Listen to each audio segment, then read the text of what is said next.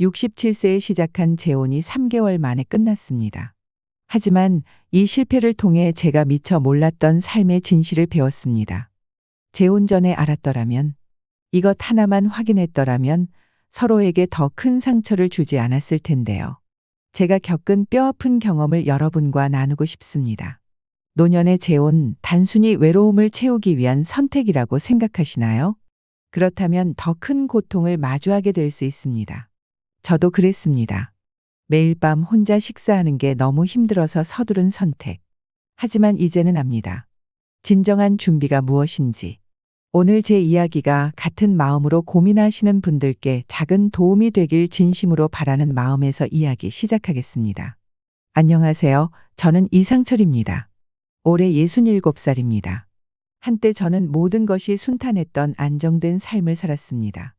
40대에는 회사에서 승진도 하고 아이들도 잘 자라주었고 사랑하는 아내와 함께 평화로운 나날을 보냈습니다.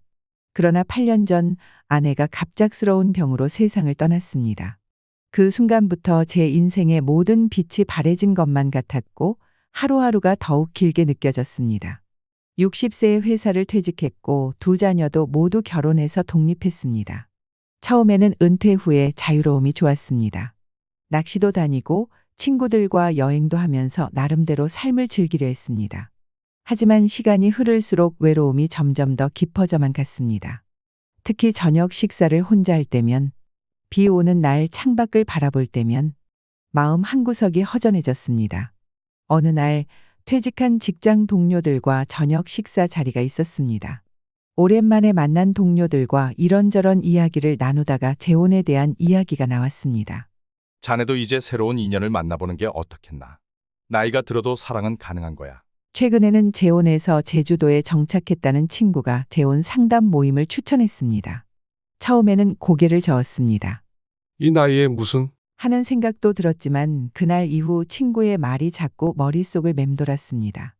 결국 용기를 내어 모임에 나가보기로 했습니다. 그곳에서 한영숙 씨를 처음 만났습니다. 61세 한영숙 씨는 첫 순간부터 제 마음을 끌었습니다. 조용하면서도 지적인 분위기, 무엇보다 사람을 편안하게 만드는 따뜻함이 있었습니다. 그날 모임에서 처음으로 제 이야기를 했습니다. 아내를 잃은 후의 외로움과 혼자 보내는 시간들의 무게에 대해 그동안 누구에게도 하지 못했던 이야기였습니다. 한영숙 씨는 그저 조용히 듣고 있었습니다. 때로는 고개를 끄덕이며 때로는 따뜻한 미소로 공감을 표현하며 저도 비슷한 시간을 보냈어요. 혼자라는 건 때론 너무 무거운 짐이 되더라고요. 그녀의 말에 왠지 모를 위로를 받았습니다. 오랜만에 누군가와 진심으로 대화하는 것 같았습니다. 그렇게 우리는 자연스럽게 시간을 함께하게 되었습니다. 매주 토요일이면 근교 공원을 산책하거나 조용한 카페에서 이야기를 나누었습니다. 특히 한영숙 씨는 산책을 좋아해서 그 덕분에 저도 자연 속에서 걷는 시간의 소중함을 느끼게 되었습니다. 산들바람을 맞으며 나누는 대화는 어느새 우리 사이를 더욱 가깝게 만들어 주었습니다. 한영숙 씨는 제 이야기를 늘 진심으로 들어주었습니다. 낚시 이야기를 해도 지루해하지 않고 오히려 관심을 보이며 말했습니다. 낚시하실 때가 제일 편안하신가 봐요. 표정이 달라지시거든요. 어느 날 한영숙 씨가 말했습니다. 저도 한번 가보고 싶어요. 낚시하는 게 어떤 건지 궁금해요. 서툰 손놀림으로 낚싯대를 잡는 그녀의 모습에 저도 모르게 마음이 따뜻해졌습니다. 이렇게 잔잔한 물가에 앉아 있으니 참 좋네요. 왜 낚시를 좋아하시는지 알 것 같아요. 혼자였다면 몰랐을 이 여유로움. 그때까지 나만의 시간이었던 낚시가 이제는 누군가와 나누는 특별한 순간이 되어가고 있었습니다. 반년이 지났을 무렵 결혼을 고민하게 되었습니다. 하지만 쉽게 용기를 낼 수가 없었습니다. 나이 들어 시작하는 사랑이라 더욱 조심스러웠고 서로에게 상처가 있는 사람들이기에 더 많은 생각이 필요했습니다. 늦가을 단풍이 물든 공원에서 조심스럽게 마음을 전했습니다. 영숙 씨, 이제 우리가 서로의 외로움을 함께 나누면 어떨까요? 남은 시간 서로에게 기대어 가면서. 잠시 침묵이 흘렀습니다. 그리고 그녀는 눈시울을 붉히며 답했습니다. 네, 저도 그러고 싶어요. 혼자가 아닌 둘이서 천천히 걸어가요. 그 말에 담긴 진심이 느껴졌습니다. 서로의 불완전함을 알면서도 함께 걸어가 보자는 약속이었습니다. 새로운 시작 앞에서 우리는 무척 조심스러웠습니다. 자녀들에게 이 이야기를 어떻게 전할지 며칠 밤을 고민했습니다. 돌아가신 어머니의 빈자리를 다른 누군가가 채운다는 것에 자녀들이 어떤 생각을 할지 걱정되었습니다. 먼저 큰딸에게 전화를 걸어 집으로 와달라고 부탁했습니다. 떨리는 마음으로 이야기를 꺼냈죠. 아빠가 누군가를 만나고 있어. 너희들의 생각이 궁금하구나. 딸은 잠시 침묵하더니 아빠가 행복하셨으면 좋겠어요. 이제는 아빠만의 새로운 삶을 시작하셨으면 해요. 라고 말해 주었고 아들도 저희 새로운 시작을 응원해 주었습니다. 한영숙 씨의 자녀들도 다행히 어머니의 새로운 시작을 축복해 주었습니다. 엄마도 이제 혼자가 아니라서 다행이에요. 이상철 선생님이라면 잘 해주실 것 같아요. 라는 말에 가슴이 따뜻해졌습니다. 우리는 가까운 가족들만 모인 작은 결혼식을 올렸습니다. 결혼식 날 저는 한영숙 씨에게 내 인생의 두 번째 기회가 당신이라니 정말 감사합니다. 라고 속삭였고 그녀도 미소 지으며 저도 감사해요. 이렇게 좋은 분과 함께 할 수 있어서. 라고 답했습니다. 하지만 결혼 생활이 시작되자 예상치 못한 문제들이 하나둘 나타났습니다. 결혼 후 한 달 한영숙 씨는 매일 밤 고민했습니다. 잠자리에 들 때마다 저에 대한 미안함과 불편함 사이에서 갈등했습니다. 말을 꺼내면 제가 상처받을까봐 또 우리의 관계가 흔들릴까봐 걱정되어 혼자서 끙끙 앓았습니다. 결국 한 달째 되는 밤 더는 참기 힘들어진 한영숙 씨는 저에게 조심스럽게 말을 꺼냈습니다. 상철 씨, 제가 그동안 고민하다가 이제야 말씀드리는 건데요. 그녀의 목소리가 떨렸습니다. 사실 몸에서 좀 강한 냄새가 나는 것 같아요. 그 순간 제 얼굴이 굳어졌습니다. 40년 넘게 살아오면서 들어본 적 없는 말이었습니다. 한 달 동안 내내 말씀드리고 싶었는데 상처받으실까봐 참아 못했어요. 그런데 혼자 고민하는 게 점점 힘들어져서. 한영숙 씨의 눈에는 미안함이 가득했고 제 얼굴에는 당혹감이 서렸습니다. 다음 날 아침 일찍 저는 집을 나섰습니다. 아내를 위해 그리고 우리의 결혼 생활을 위해 반드시 해결책을 찾아야 했습니다. 크고 작은 병원들을 찾아다니며 진료실 문을 두드렸지만 뚜렷한 답을 찾지 못했습니다. 마지막 희망을 안고 찾아간 곳이 노인 전문 병원이었습니다. 그곳에서 만난 의사 선생님은 제 괴로웠던 시간을 이해한다는 듯 깊이 고개를 끄덕이셨습니다. 이상철 선생님, 많이 힘드셨죠? 의사 선생님의 진심 어린 말씀. 그 한마디에 그동안 혼자 견뎌왔던 마음의 무게가 조금 가벼워지는 것을 느꼈습니다. 나이가 들수록 우리 피부는 자연스럽게 변화를 겪게 됩니다.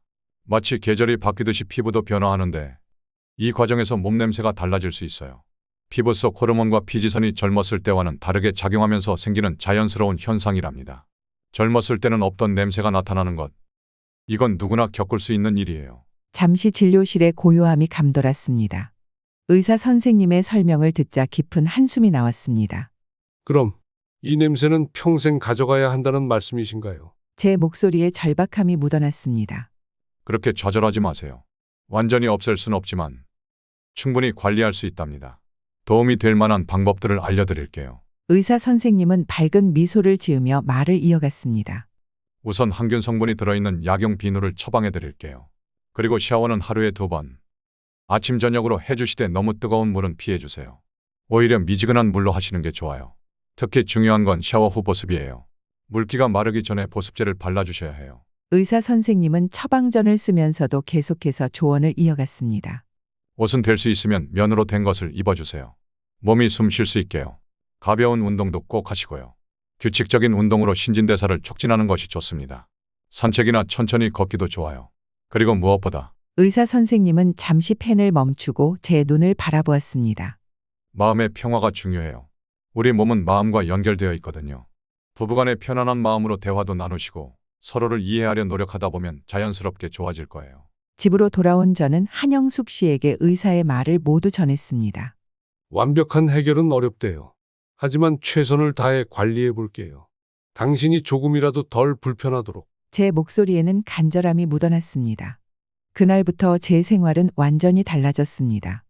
아침 저녁으로 철저히 샤워를 하고 의사가 처방한 약용 비누와 항균 로션을 꼼꼼히 발랐습니다. 옷장도 전부 면 소재로 바꾸었고 매일 아침 일찍 일어나 공원을 3바퀴씩 걸었습니다. 땀을 흘리고 나면 즉시 샤워를 했고 향수도 새로 여러 종류를 구입했습니다.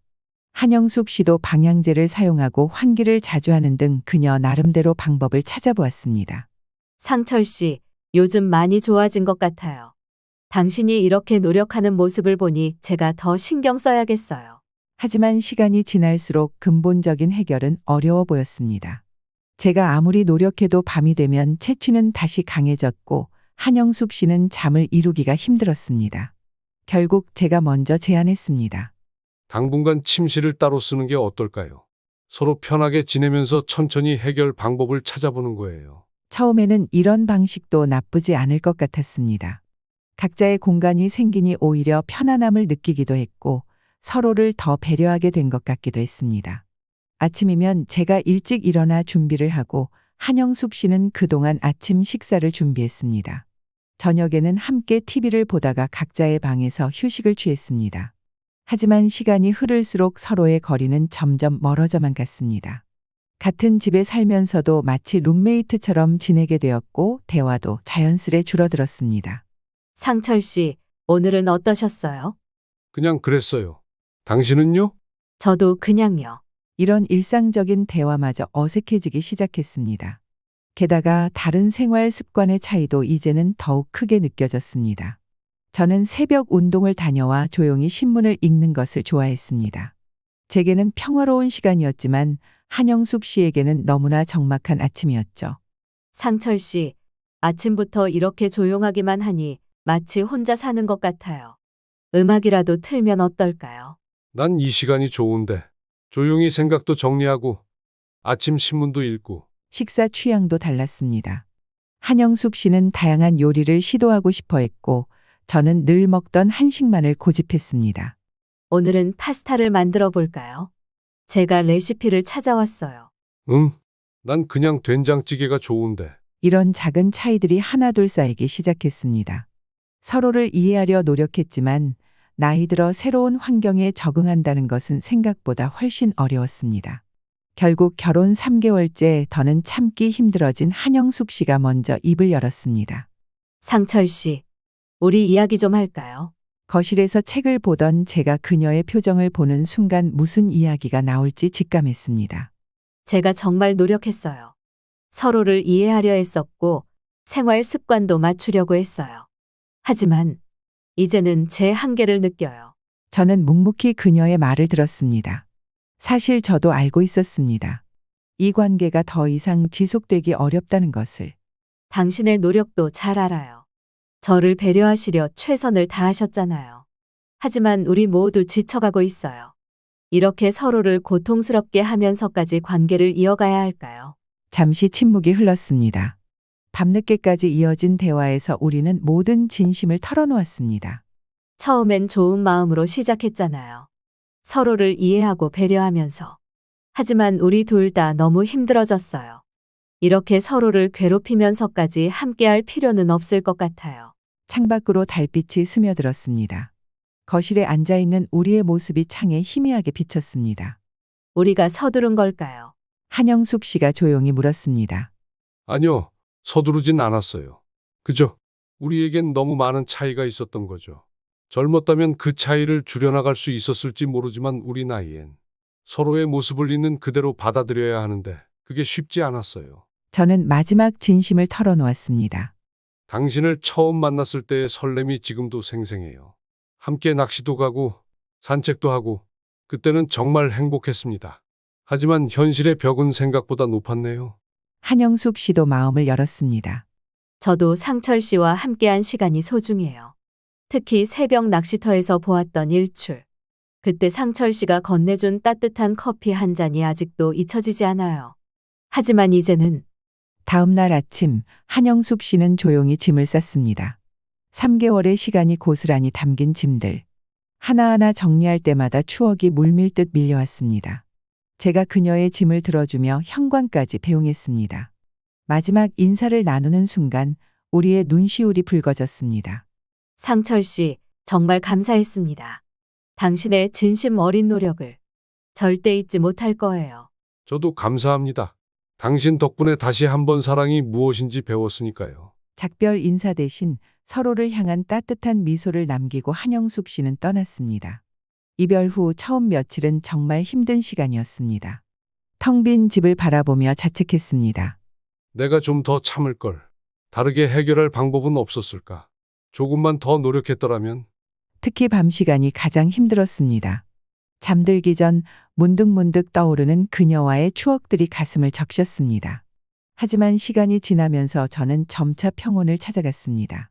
오히려 이 경험이 저를 더 성장시켰다는 것을 깨달았습니다. 나이 들어 사랑한다는 게 쉽지 않은 도전이었습니다. 하지만 후회하진 않아요. 그 시간들이 있었기에 지금의 제가 있으니까요. 이제 저는 다시 자신만의 생활을 찾아가고 있습니다. 매일 아침 일찍 일어나 산책을 하고 낚시도 다니면서 소소한 일상의 기쁨을 되찾아가고 있습니다. 지역 노인복지관에서 봉사 활동도 하고 새로운 취미도 만들어가고 있습니다. 그런 노력들에도 불구하고 가끔씩 마음 한켠이 저릿해지는 순간들은 여전히 찾아오곤 합니다.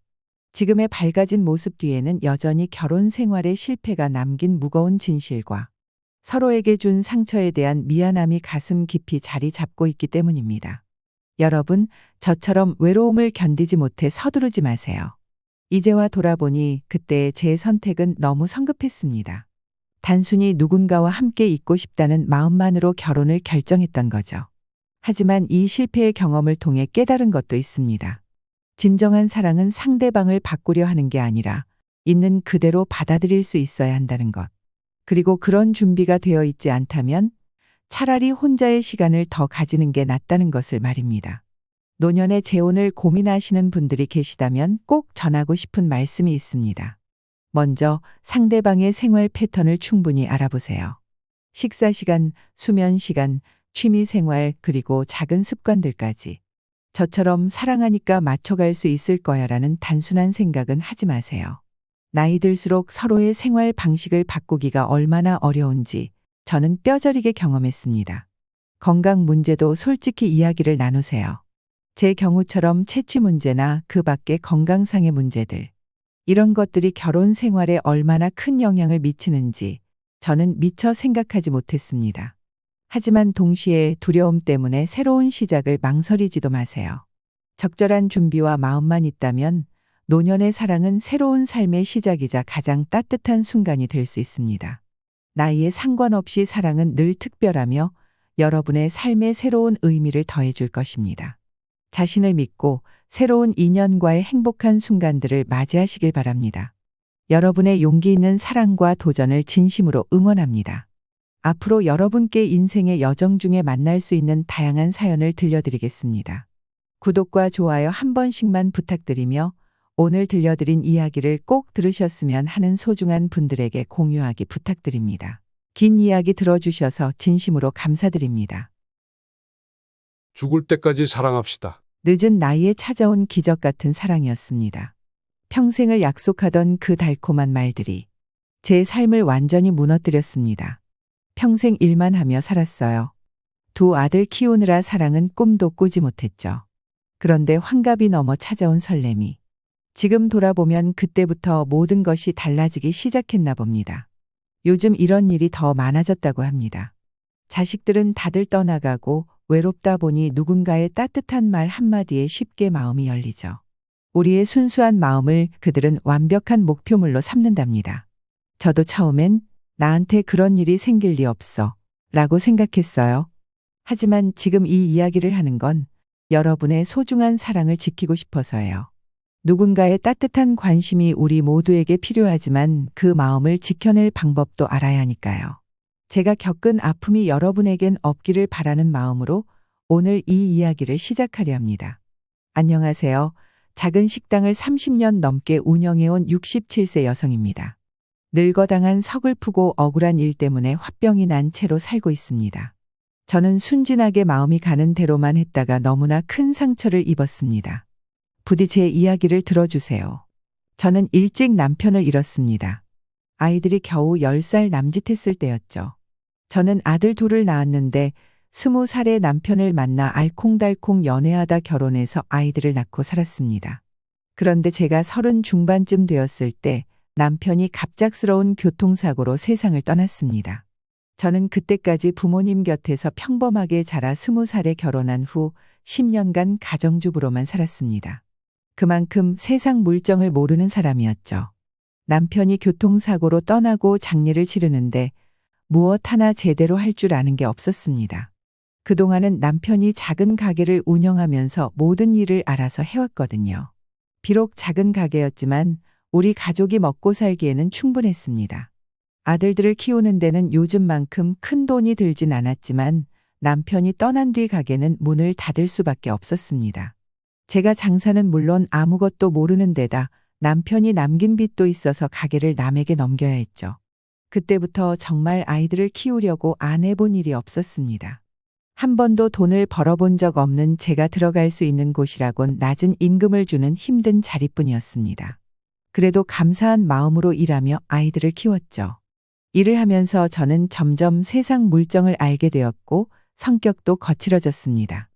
혼자서 아이 둘을 키우는 게 얼마나 힘들었는지 모릅니다. 그땐 지금처럼 도움받을 제도도 없었고 저는 기술도 경험도 없는 사람이었으니까요. 시장 장사, 한식집, 국밥집 주방일, 나물 장사, 붕어빵, 고구마 장사까지 정말 안 해본 게 없었습니다. 여러분이 생각하시는 그 힘든 일들 제가 다 해봤을 겁니다. 일하다 잘리면 다른 일자리로 옮기고 가게가 망하면 또 다른 곳으로 옮기길 반복했습니다. 그렇게 30대였던 제가 나이를 먹어가는 동안 10년이 흘러 아들들이 장성했습니다. 고맙게도 두 아들 모두 차근차근 공부해서 대학에 들어갔죠. 군대도 다녀오고 취직도 잘했습니다. 요즘 같은 세상에 엄마 속 한 번 안 썩이고 바르게 자라준 것만 해도 너무나 감사했습니다. 물론 대학 등록금 때문에 제 허리는 휘어갔지만요. 그때 아들들이 자기들이 등록금을 벌 테니 저보고 좀 쉬라고 했습니다. 하지만 앞으로 결혼도 시켜야 할 텐데 어떻게 쉴 수 있겠어요. 그래서 제가 끝까지 벌어서 내주겠다고 했죠. 둘째가 대학에 합격하던 날이었습니다. 아들 둘이 저와 함께 밥을 먹다가 이렇게 말하더군요. 엄마, 이제 저도 성인이 됐고 대학 합격했으니까 형하고 제가 알아서 등록금 해결할게요.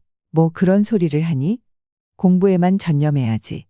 다른 건 생각하지 말고 열심히 공부해서 너희들 미래를 준비해야지. 아니에요, 엄마. 사회생활도 해봐야 저희가 성장할 수 있어요. 맞아요. 형이랑 제가 다 알아서 할게요. 안 돼. 그건 절대 안 된다.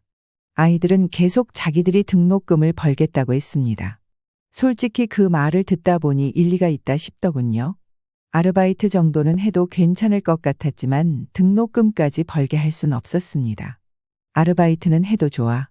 하지만 등록금 때문이 아니라 너희 결혼 자금을 모으는 걸로 하자. 나중에 내가 나이 들어 일 못하게 되면 너희 결혼할 때 돈이 부족할 테니 등록금은 내가 내주고 이후부터 너희가 알아서 하는 걸로 하자.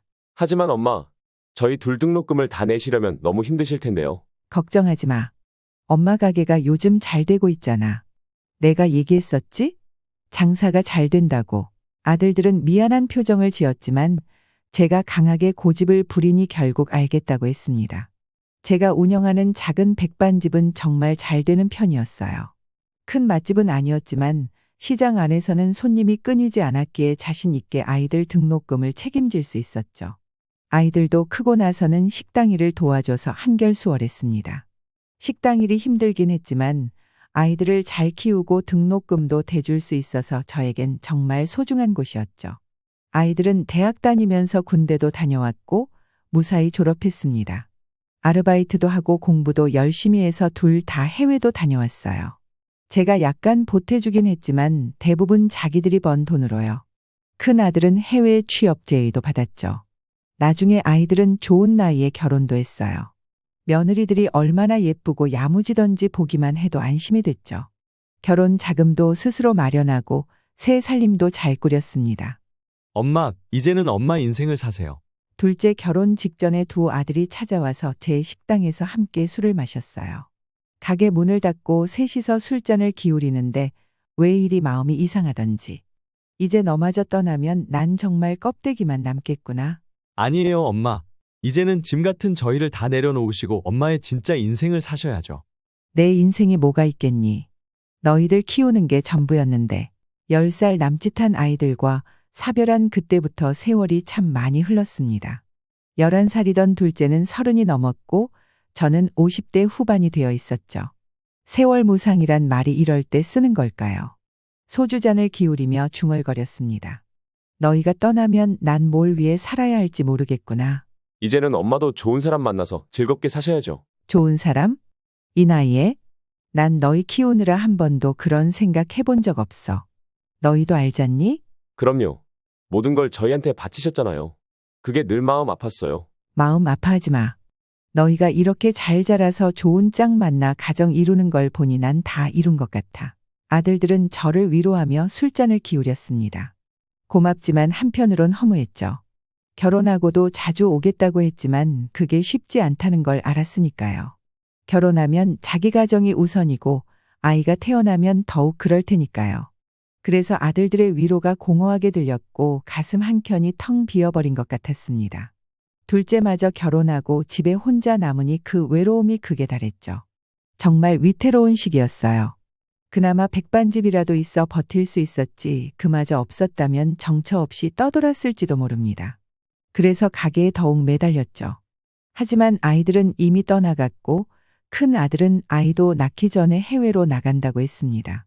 큰아들의 며느리가 미국에서 자란 터라 아이도 그곳에서 키우고 싶어 했어요. 게다가 아들에게 좋은 일자리 제의가 들어왔는데 이번에는 조건이 특히 좋다며 가보고 싶다고 하더군요. 뭘 망설여 얼른 가. 기회가 왔을 때 잡아야지. 라고 했더니 엄마가 외로우실까 봐요. 라고 하는 거예요. 이 녀석아 엄마가 뭐가 외롭겠니? 동생도 있고 엄마는 이제 너희 둘 다 키워내고 평생 열심히 산 사람이야. 내가 없다고 외로울 리가 있겠니? 얼른 가고 싶은 대로 가. 너는 내 갈 길이 있잖아. 큰 아들은 한참을 제 손을 잡고 있다가 눈물을 보였어요. 완전한 이민은 아니고 그 전 단계라나. 무식한 제가 자세히는 몰랐지만요. 그렇게 오랜 준비 끝에 떠났습니다. 학창시절 잠시 어학연수 갔던 것과는 달리 이번엔 정말 살러 가는 거라 마음이 달랐어요. 몇 년 뒤에 돌아온다고는 했지만 언제가 될지 모르니 허전하더군요. 작은 아들은 회사에서 부산으로 발령이 났어요.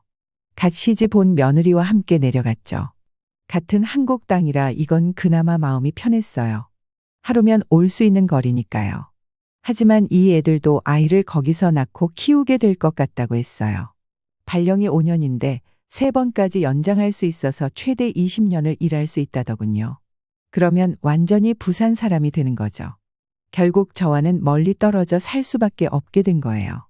이 모든 일이 순식간에 일어났습니다. 큰아들 가족이 미국으로 떠나고 거의 같은 시기에 작은아들도 부산으로 내려가 버렸어요. 원래는 가까이 살면서 수시로 집과 식당에 들러 이야기도 나눴는데 갑자기 모두가 사라지니 너무나 외로웠습니다. 저는 그 외로움을 달래려고 가게 일에 더욱 매달렸어요. 밤늦게까지 주방에서 새로운 음식도 연구하고 가게 관리에 온 정성을 다했죠. 덕분에 손님이 점점 늘어나서 오히려 장사하기가 힘들 정도였어요. 옆 가게에 피해가 갈 만큼 사람이 많아져서 결국 이사를 결심했습니다. 시장 안에서 저렴한 가게를 찾아 옮겼는데 제가 60세 즈음 되었을 때였어요. 그때 옆자리에 야채마트가 새로 들어왔는데 주인이 저와 비슷한 나이의 남자분이었어요. 우리 시장이 워낙 커서 서로 모르는 상인들이 많았거든요. 처음 그분을 봤을 때 어쩜 저렇게 곱고 깔끔하신 분이 시장에서 장사를 하실까 싶었어요. 사장님, 새로 오셨죠? 네, 이 시장은 처음이에요. 동네에서 작은 야채 가게 하다가 이 시장이 장사가 잘 된다고 해서 왔습니다. 여기는 상인들 기가 세서 힘드실 수도 있을 텐데요. 장사는 각오하고 왔습니다만 터가 좀 그렇다고 하더라고요. 그분이 정한수 사장님이었어요. 너무 순진해 보여서 처음엔 다른 상인들에게 많이 시달리더군요. 시장 경험이 없으셔서 적응도 힘들어 보였어요. 제가 나서서 도와드렸죠.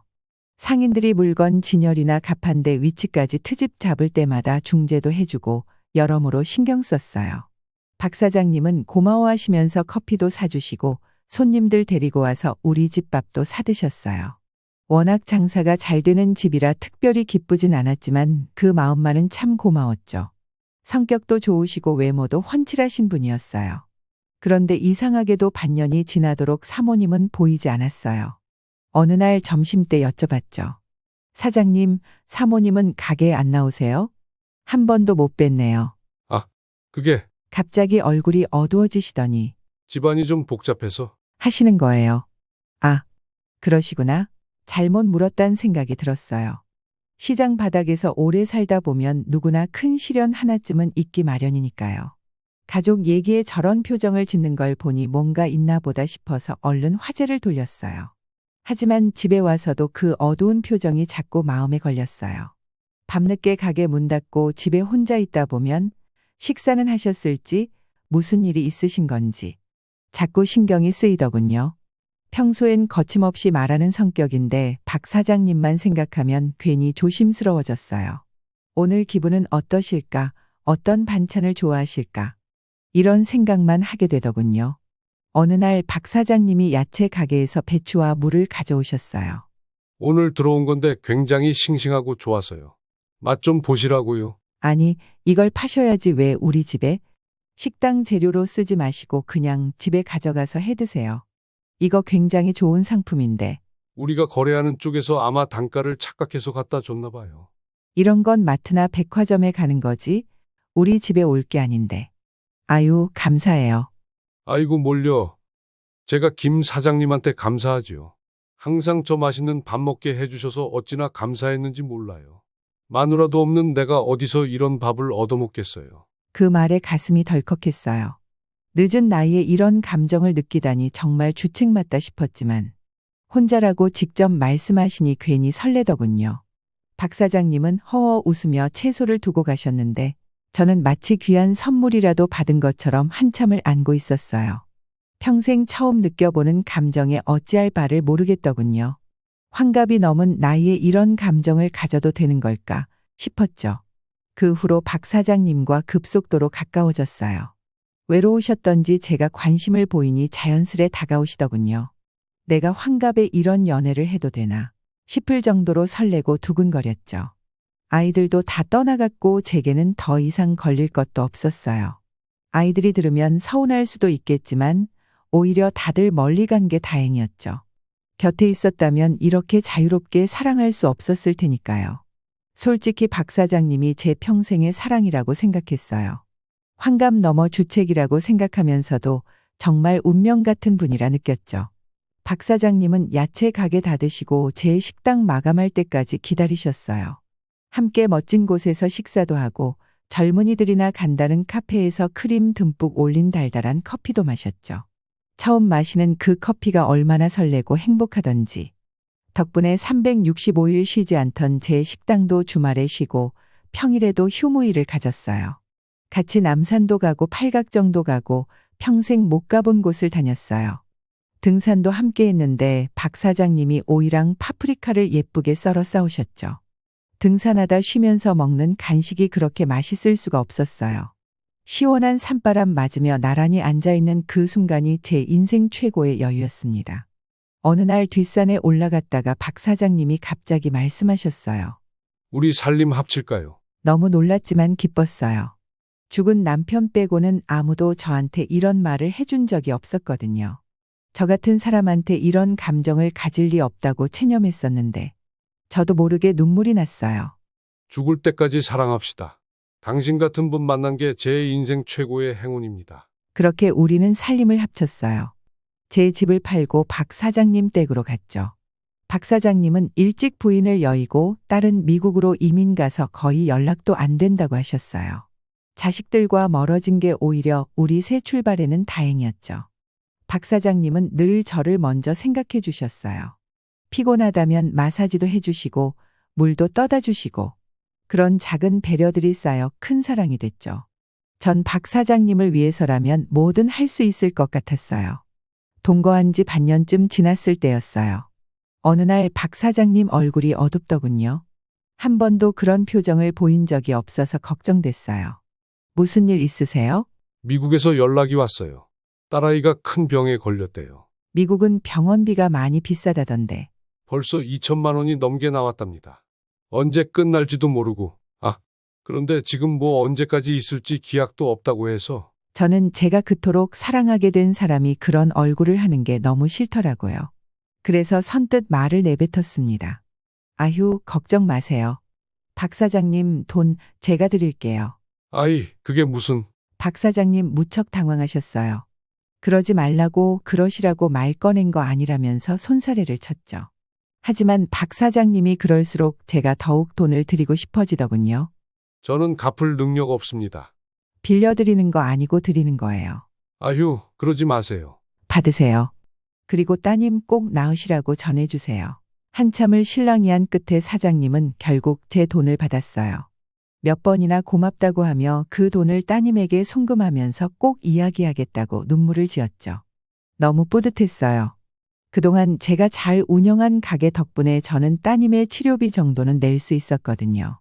얼마가 더 나오더라도 낼 수 있다고 생각했죠. 확실히 박 사장님 딸의 병세는 심각한 지 몇 개월에 한 번씩 박 사장님의 얼굴이 어두웠어요. 그럴 수밖에 없을 거라고 생각했죠. 미국에서 병이 제대로 낫지 않으면 계속 돈이 들어갈 수밖에 없을 테니까요. 저는 그래서 두 번째에 또 2천만 원을 주고 세 번째에는 3천만 원을 줬어요. 그러고 나서 또다시 박 사장님 얼굴이 어두워졌는데 이번엔 아예 저한테 말을 안 하고 절 보려고도 안 했어요. 전 그게 너무 속상했어요. 내가 이렇게나 사랑하고 이렇게나 애쓰고 있는데 자기 일을 혼자서 해결하려 한다니. 그건 예의가 아니잖아요. 그래서 저는 아예 신분증과 통장, 도장을 갖다 놓고 박 사장님 불러다 앉혀서 그걸 내주었어요. 이걸 왜 주십니까? 왜 주겠어요? 모르겠습니다. 따님 치료비로 쓰세요. 그게 내가 모은 돈 전부예요. 하지만 이건 정말 전 못 받습니다. 지난번에도 말했지만 갚으라고 빌려드리는 돈 아니에요. 그냥 드리는 거예요. 그런데 우리 사이가 과연 그 정도뿐인가요? 저희가 이런 상황이었다면 박 사장님도 그냥 넘어가지 않으셨을 텐데요. 그러니 부디 받으세요. 박 사장님은 무거운 표정으로 오랫동안 거절하시다가 결국 받아들이셨습니다. 어쩔 수 없었겠죠. 자식이 아프다는데 부모는 자식 앞에서 약해질 수밖에 없으니까요. 솔직히 수중에 있던 이 재산을 전부 박 사장에게 넘기고서 전혀 아깝지 않았어요. 저는 정말 이 사람이 황혼에 만난 내 사람이라고 생각했으니까요. 돈이야 뭐 앞으로 계속 가게 운영하면서 벌면 되고 지금 있는 가게만 제대로 되면 어차피 먹고 사는 건 문제가 아니었죠. 박 사장님의 야채 가게도 손님이 늘어나 잘 되고 있었기에 제 전 재산을 드린 것이 전혀 아깝지 않았어요. 오히려 가슴이 벅찼죠. 제가 사랑하는 사람의 가장 힘든 순간에 버팀목이 되어줄 수 있다는 게 얼마나 감사했는지 몰라요. 그 후로도 박 사장님은 변함없이 다정했어요. 제게 줄 돈이 더는 없다는 걸 아시면서도 한결같이 다정하게 대해주시니 이분이야말로 진정한 내 사람이라는 확신이 더욱 커져갔죠. 어느 날 박 사장님이 조심스레 말을 꺼내셨어요. 여보, 이제 가게 그만두시는 게 어떨까요? 가게를요? 네, 이제는 좀 편히 쉬셔도 될 것 같아서요. 일이 필요하다면 제가 하는 게 낫잖아요. 제가 남자고 체력도 더 좋으니까. 당신은 평생 너무 고생만 하셨잖아요. 이제는 편히 쉬면서 행복하게 사셨으면 해서요. 박 사장님의 따뜻한 목소리에 제 마음이 녹아내렸어요. 가슴 한켠이 찌릿하면서 눈시울이 붉어졌죠. 태어나서 처음으로 누군가가 저보고 이제 쉬어도 된다고 말해주는 것 같아서. 그 한마디가 얼마나 소중하고 감동적이었는지 모릅니다. 하지만 그 말이 달콤한 만큼 전 그래서는 안 된다는 걸 잘 알았죠.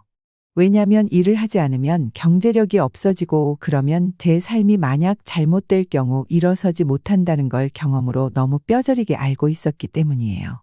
그래서 전 그냥 거절했어요. 아니에요. 당신 배려는 너무 잘 알지만 그래도 그건 아니에요. 가게는 내가 평생 일궈온 것이라 나 죽을 때까지 최소한 몸이 너무 안 좋아 일 못할 때까지는 열고 싶어요. 당신의 따뜻한 마음이 정말 고마워요. 내게 그런 말을 해준 사람은 당신이 처음이에요. 진심으로 고마운 마음이었어요. 역시 내가 잘 선택했다는 생각이 들었죠. 하지만 박 사장님은 그 뒤로도 계속 가게를 그만두라고 하셨어요.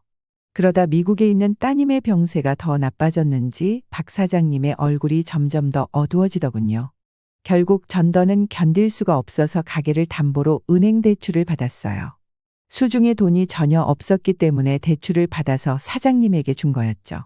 몇 천만 원의 돈을 받은 박 사장님 고맙다면서 울 것 같은 표정을 지었어요. 사실 집을 팔아서라도 딸에게 돈을 보낼까 했지만 여기는 우리 보금자리니까 그럴 순 없었어요. 우리 딸이 제발 나았으면 좋겠군요. 박 사장님 울면서 그렇게 말했어요. 저도 박 사장님의 손을 잡고 함께 빌었어요. 하지만 그래도 딸은 나아지지 않았는지 박 사장의 얼굴은 어두워졌고 저는 솔직하게 말했어요. 아휴, 정말 큰일이네요. 나도 이제 더 이상 돈을 가져올 구석이 없어서. 그렇군요. 우리 아들들은 미국에 있고 부산에 있고 이제는 나하고 거의 연락도 뜸하네. 저는 아들들을 떠올리며 깊은 한숨을 내쉬었습니다. 그 아이들은 그 사이 손주들까지 낳았지만 저와는 전화로만 간간히 연락을 주고받고 있었죠. 거의 1년이 넘도록 아이들 얼굴을 본 적이 없었던 것 같습니다. 박 사장은 어두운 얼굴로 고개를 끄덕였고 저는 그를 도와줄 수 없다는 사실에 미안한 마음이 들어 위로해 주었습니다. 그런데 어느 날 박 사장이 집에 들어오지 않는 날이 있었습니다. 걱정이 되어 전화를 하고 문자를 남겼지만 아무런 답이 없었습니다. 지금까지 한 번도 이런 적이 없었기에 혹시 무슨 사고라도 난 건 아닐까, 어떤 문제가 생긴 건 아닐까 하는 걱정이 커져만 갔습니다. 하지만 다음 날 아침이 되어도 연락은 전혀 닿지 않았습니다. 저는 걱정이 이만저만이 아니었지만 박 사장님의 지인을 전혀 알지 못해 연락하거나 알아볼 방법이 없었습니다. 그제야 깨달았죠. 제가 박 사장님의 친척이나 친구, 심지어 딸의 연락처조차 알지 못한다는 사실을요. 생각해보면 박 사장님도 제 자식들이나 친척의 연락처를 묻지 않았으니 그럴 만도 했지만 막상 이런 상황이 되니 정신적으로 너무 힘들었습니다. 뭔가 알아볼 방법조차 없었으니까요. 저는 그렇게 거의 사흘 동안 집안에서 발만 동동 구르며 기다렸습니다. 그동안 박 사장은 돌아오기는커녕 전화나 문자 하나조차 없었죠.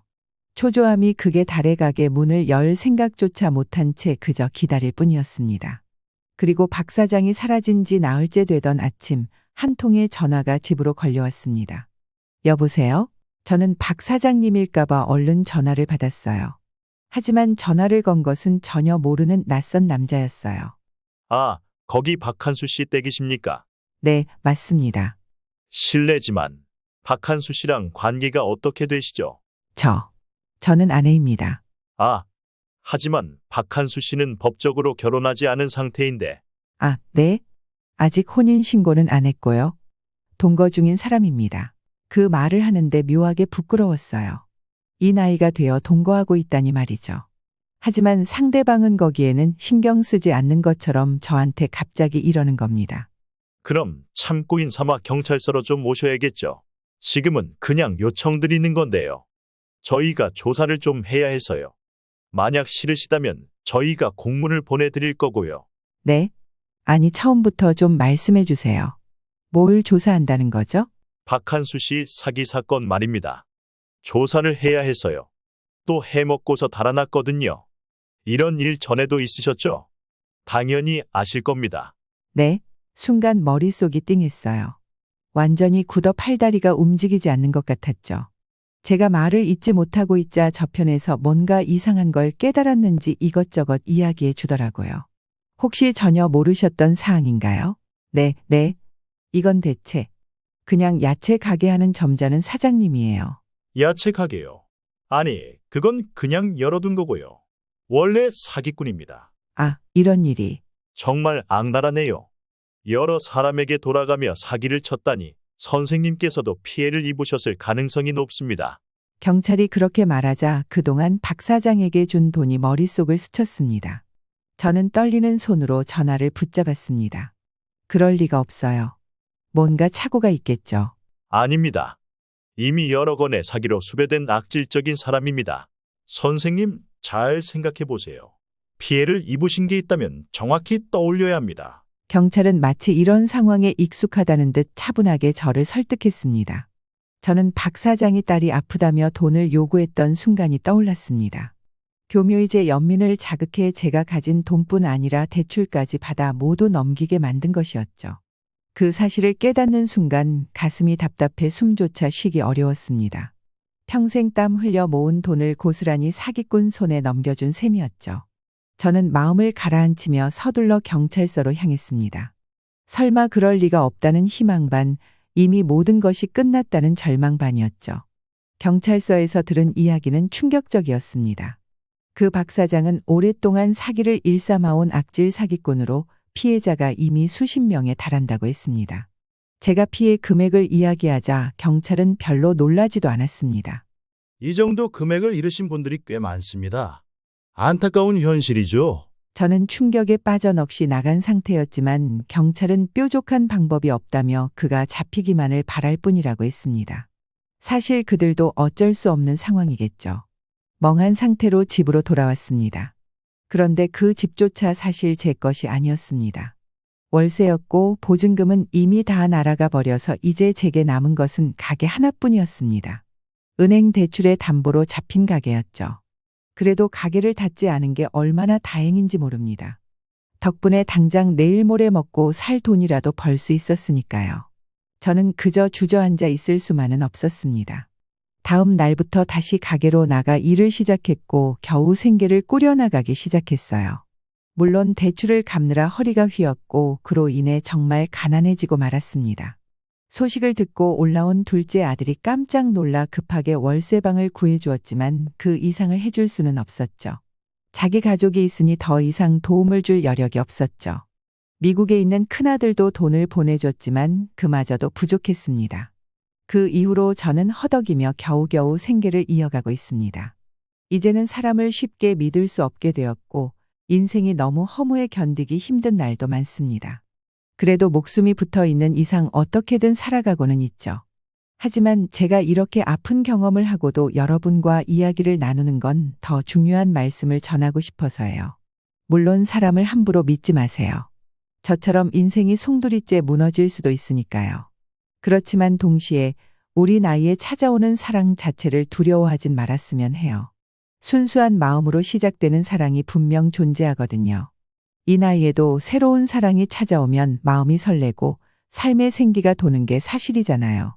그런 행복을 포기할 필요는 없어요. 하지만 그 사랑이 진짜인지 아니면 제가 당했던 것처럼 누군가의 계획된 거짓인지 구별하는 법을 꼭 알았으면 해서 이렇게 제 가슴 아픈 경험을 나누게 됐어요. 여러분만큼은 제 같은 실수는 하지 않으셨으면 하는 마음에서요. 사기꾼들은 처음엔 정말 다정하고 따뜻하게 다가와요. 우리 마음의 빈자리를 정확히 알고 있는 것처럼요. 그러다가 어느 순간 아픈 가족 얘기를 하면서 돈을 요구하죠. 제 경우엔 딸의 병원비였지만 다른 핑계를 대기도 한대요. 특히 주변 사람들과 연락하는 걸 좋아하지 않더라고요. 나중에 보니 그게 다 우리를 고립시키려는 수작이었네요. 이런 사기꾼들이 노리는 건 우리의 외로움과 선한 마음이에요. 그래서 새로운 분을 만나시면 꼭 자녀분들이나 친한 친구분들과 상담해 보세요. 돈 얘기가 나오면 더더욱 신중해지셔야 해요. 아무리 급한 일이라도 그게 정말 사실인지 반드시 확인해 보셔야 합니다. 여러분의 인생 이막에서 만나는 사랑은 더 아름다워야 하니까요. 사랑이란 이름으로 다가오는 사기꾼들을 조심하세요. 하지만 동시에 진정한 사랑의 가능성까지 포기하진 마세요. 여러분의 황혼이 더욱 아름답기를 바랍니다. 앞으로 여러분께 인생의 여정 중에 만날 수 있는 다양한 사연을 들려드리겠습니다. 구독과 좋아요 한 번씩만 부탁드리며 오늘 들려드린 이야기를 꼭 들으셨으면 하는 소중한 분들에게 공유하기 부탁드립니다. 때론 웃기도 하고 때론 울기도 했던 우리들의 이야기. 함께 나누며 서로의 마음을 위로하고 싶습니다. 인생의 어느 순간에서든 여러분은 혼자가 아닙니다. 이 채널에서 우리 함께 이야기 나누어요. 긴 이야기 들어주셔서 진심으로 감사합니다. 우리 다음 이야기에서 또 만나길 기대합니다. 제 인생에 다시는 없을 것 같던 사랑 때문에 인생의 크나큰 위기를 겪었습니다. 아직도 그때만 생각하면 캄캄한 어둠 속에서 나를 기다리고 있던 그의 모습이 떠올라 심장이 터질 듯한 공포를 느낍니다. 운명이라 믿었던 사랑이 악몽으로 변해버린 순간. 누구라도 마음이 무너지는 경험을 할 것입니다. 왜냐하면 기다려왔던 사랑에 대한 상처는 더욱 깊어지기 때문입니다. 여러분, 사랑은 나이에 상관없이 우리를 찾아올 수 있습니다. 사랑은 때로 우리에게 달콤한 설렘을 주지만 그 사랑이 잘못된 방향으로 흐를 때는 결단을 내리는 용기가 필요합니다. 저도 그 용기를 내기까지 오랜 시간이 걸렸지만 그 선택이 결국 저를 구해주었다고 믿습니다. 혹시 제 이야기를 듣고 계신 여러분 중에도 저와 같은 경험을 하신 분들이 있다면 부디 자신을 위해 용기를 내시길 진심으로 바라는 마음에서 이야기를 시작하겠습니다. 제 이름은 박미영입니다. 65세 자식 둘을 둔 평범한 엄마입니다. 남편은 3년 전에 갑작스러운 뇌출혈로 먼저 세상을 떠났고 자식들은 모두 성장해 제 곁을 떠나 각자의 삶을 살아가고 있습니다. 남편과 사별한 후 저는 외로움과 싸우며 홀로 지내고 있었습니다. 아이들도 물론 자주 전화하고 가끔 찾아오긴 했지만 그래도 빈집은 너무나 적막했습니다. 어느 날 친구의 소개로 한 남성을 만나게 되었습니다. 그분은 저보다 3살이 많은 68세의 최동철 씨였습니다. 그는 젊은 시절 방탕하게 생활하다가 부인이 집을 나갔고 이후에 물려받은 부동산으로 돈을 많이 벌었다고 했습니다. 그는 혼자 생활하며 자식들과도 자주 연락하지 않는다고 했습니다. 우리는 첫 만남에서부터 많은 이야기를 나눴고 비슷한 상처를 가진 덕분인지 서로에게 빠르게 마음을 열었습니다. 은퇴 후 혼자 지내며 느꼈던 고독과 쓸쓸함을 달래줄 누군가가 생겼다는 생각에 저는 다시 살아가는 의미를 찾았습니다. 우리의 연애는 아주 달콤하고 행복했습니다. 서로의 빈자리를 채워주고 소소한 일상 속에서 기쁨을 나눴습니다. 공원에서 산책을 하고 시장에서 함께 장을 보고 주말마다 여행을 다니는 게 너무 즐거웠습니다. 하지만 우리 연애가 자식들에게 알려지면서 문제가 생기기 시작했습니다. 제 딸은 저희 연애를 달가워하지 않았습니다. 엄마 나이에 무슨 연애를 하냐면서 나중에 재산 문제라도 생길까봐 걱정이 많았죠. 엄마 그냥 혼자 편히 지내면 안 돼? 괜히 이상한 사람 만나서 상처받을까봐 걱정돼. 딸은 연애를 반대하며 여러 차례 저를 설득했습니다. 하지만 저는 그 사람과 함께 있는 시간이 너무 소중했고 자식들에게 더 이상 의존하지 않고 제 인생을 살고 싶었습니다. 그래서 딸의 걱정을 무시한 채 계속 그와 만남을 이어갔습니다. 최동철 씨의 아들 역시 저희 관계에 대해 부정적인 태도를 보였습니다. 아들은 아버지가 재산을 남에게 줄까봐 강하게 반대했습니다. 아버지, 잠깐 이야기 좀 할 수 있을까요? 그래, 무슨 일이냐? 사실 요즘 그분과 자주 만나시는 것 같아서요. 아버지가 행복하신 건 저도 좋습니다. 그런데 혹시 결혼 생각 같은 건 없으신지 해서요. 결혼? 허허, 갑자기 무슨 결혼이야? 아직은 그런 생각 없어. 그냥 즐겁게 만나고 있는 거지. 네, 그렇긴 한데 아버지 나이가 있으시니까요. 결혼 같은 큰 결정은 신중하게 하셔야 할 것 같아서요. 재산 문제 같은 것도 걱정이 되고요. 재산 문제라니 그 얘기가 갑자기 왜 나와? 아버지도 아시잖아요. 요즘 세상이 참 복잡하잖아요. 혹시나 그분이 아버지랑 결혼해서 재산을 노리는 건 아닐까 걱정이 돼서요. 재산을 노린다고? 넌 그 사람에 대해 알지도 못하면서 함부로 얘기하지 마라. 아버지, 그런 건 아니에요. 그냥 혹시나 하는 걱정이에요. 살아온 시간이 달라 서로 잘 모르는 부분이 있을 수도 있잖아요. 그분이 나쁜 사람이라는 게 아니라 아버지의 미래를 생각해서 하는 말이에요. 나의 미래를 걱정하는 거 맞니? 너의 미래를 걱정하는 거겠지. 저도 아버지 재산을 두고 이런 얘기하기 싫어요. 우리 가족 생각도 좀 해주세요. 아버지가 갑자기 무슨 일이 생길 수도 있으니 미리 상속을 하는 건 어떠세요? 나는 그럴 생각 없다. 내가 뭘 어떻게 하든 그건 내 인생이야. 넌 내 가족이 있고 나도 내 남은 삶이 있잖아. 난 내가 원하는 대로 살 거다. 아버지, 저도 아버지를 위해서 하는 말이에요. 결혼 같은 건 너무 갑작스럽게 하지 말고 저희랑도 상의해 주세요. 하지만 내가 어떻게 살지, 누구와 살지에 대한 결정은 나한테 달렸다는 걸 잊지 마라. 알겠지? 처음에는 자식들의 반대에도 불구하고 우리는 서로의 관계를 계속 유지했습니다. 하지만 어느 순간부터 그의 태도가 조금씩 변하기 시작했습니다. 그는 자꾸 자식 문제를 이야기하며 화를 내기 시작했어요. 그의 자식들이 자신을 이해해 주지 않는다는 불만과 저와의 관계가 점점 힘들어지는 것을 고스란히 저에게 쏟아냈습니다. 그는 자주 술을 마셨고 술에 취한 날이면 저에게 큰 소리를 내고 상처되는 말을 했습니다. 내 자식들도 다 이기적이야. 너도 나한테 너무 많은 걸 기대하지 마. 라는 말을 하며 저를 몰아세웠습니다. 저는 처음엔 그의 기분을 이해하려고 했지만 시간이 지날수록 그의 화가 저를 향하는 빈도가 늘어났습니다. 저는 점점 지쳐갔습니다. 그와 함께하는 시간이 예전처럼 행복하지 않았고 오히려 불안하고 무서운 시간으로 변했습니다. 그는 저를 통제하려 들었고 사소한 일에도 저를 의심하며 저에게 집착하는 모습을 보였습니다. 저는 그를 사랑했지만 그의 행동이 두려워졌습니다. 그러던 어느 날 우리는 크게 다투었습니다. 그날도 그는 자식들과의 문제로 짜증을 내며 술을 마셨습니다. 저는 그가 술에 취하면 말하지 않는 것이 좋다고 생각해 방으로 들어가려 했지만 그가 갑자기 저를 막아섰습니다. 너도 날 떠날 생각이야? 내 자식들 말 듣고 나랑 헤어지려고 하는 거지. 그는 눈을 부릅뜨고 저에게 소리쳤습니다. 저는 너무 놀라. 아니야. 그런 생각 없었어. 그냥 오늘은 그만하자고. 라고 말했지만 그는 제 말을 믿지 않았습니다. 갑자기 저를 강하게 밀치며 거짓말하지 마. 너도 날 버릴 거잖아. 라고 소리쳤습니다. 저는 너무 무서워서 그를 밀어내고 도망치려 했지만 그는 제 팔을 세게 당겼습니다. 그 순간 제 몸이 벽에 부딪히며 큰 소리가 났고 저는 그 자리에 주저앉았습니다. 그는 한참 동안 저를 쳐다보더니 미안해. 내가 너무 흥분했어. 라고 말하며 다가왔습니다. 하지만 저는 그의 말이 더 이상 위로가 되지 않았습니다. 저는 그가 두려웠고 더 이상 그의 곁에 있을 수 없다는 생각이 들었습니다. 그 사건 이후 저는 그와의 관계를 끝내기로 결심했습니다. 저는 그에게 이별을 고하며 다시는 만나지 않겠다고 했지만 그는 이를 받아들이지 않았습니다. 그는 몇 차례 저에게 전화를 걸어 사과를 했고 다시 만나달라고 애원했습니다.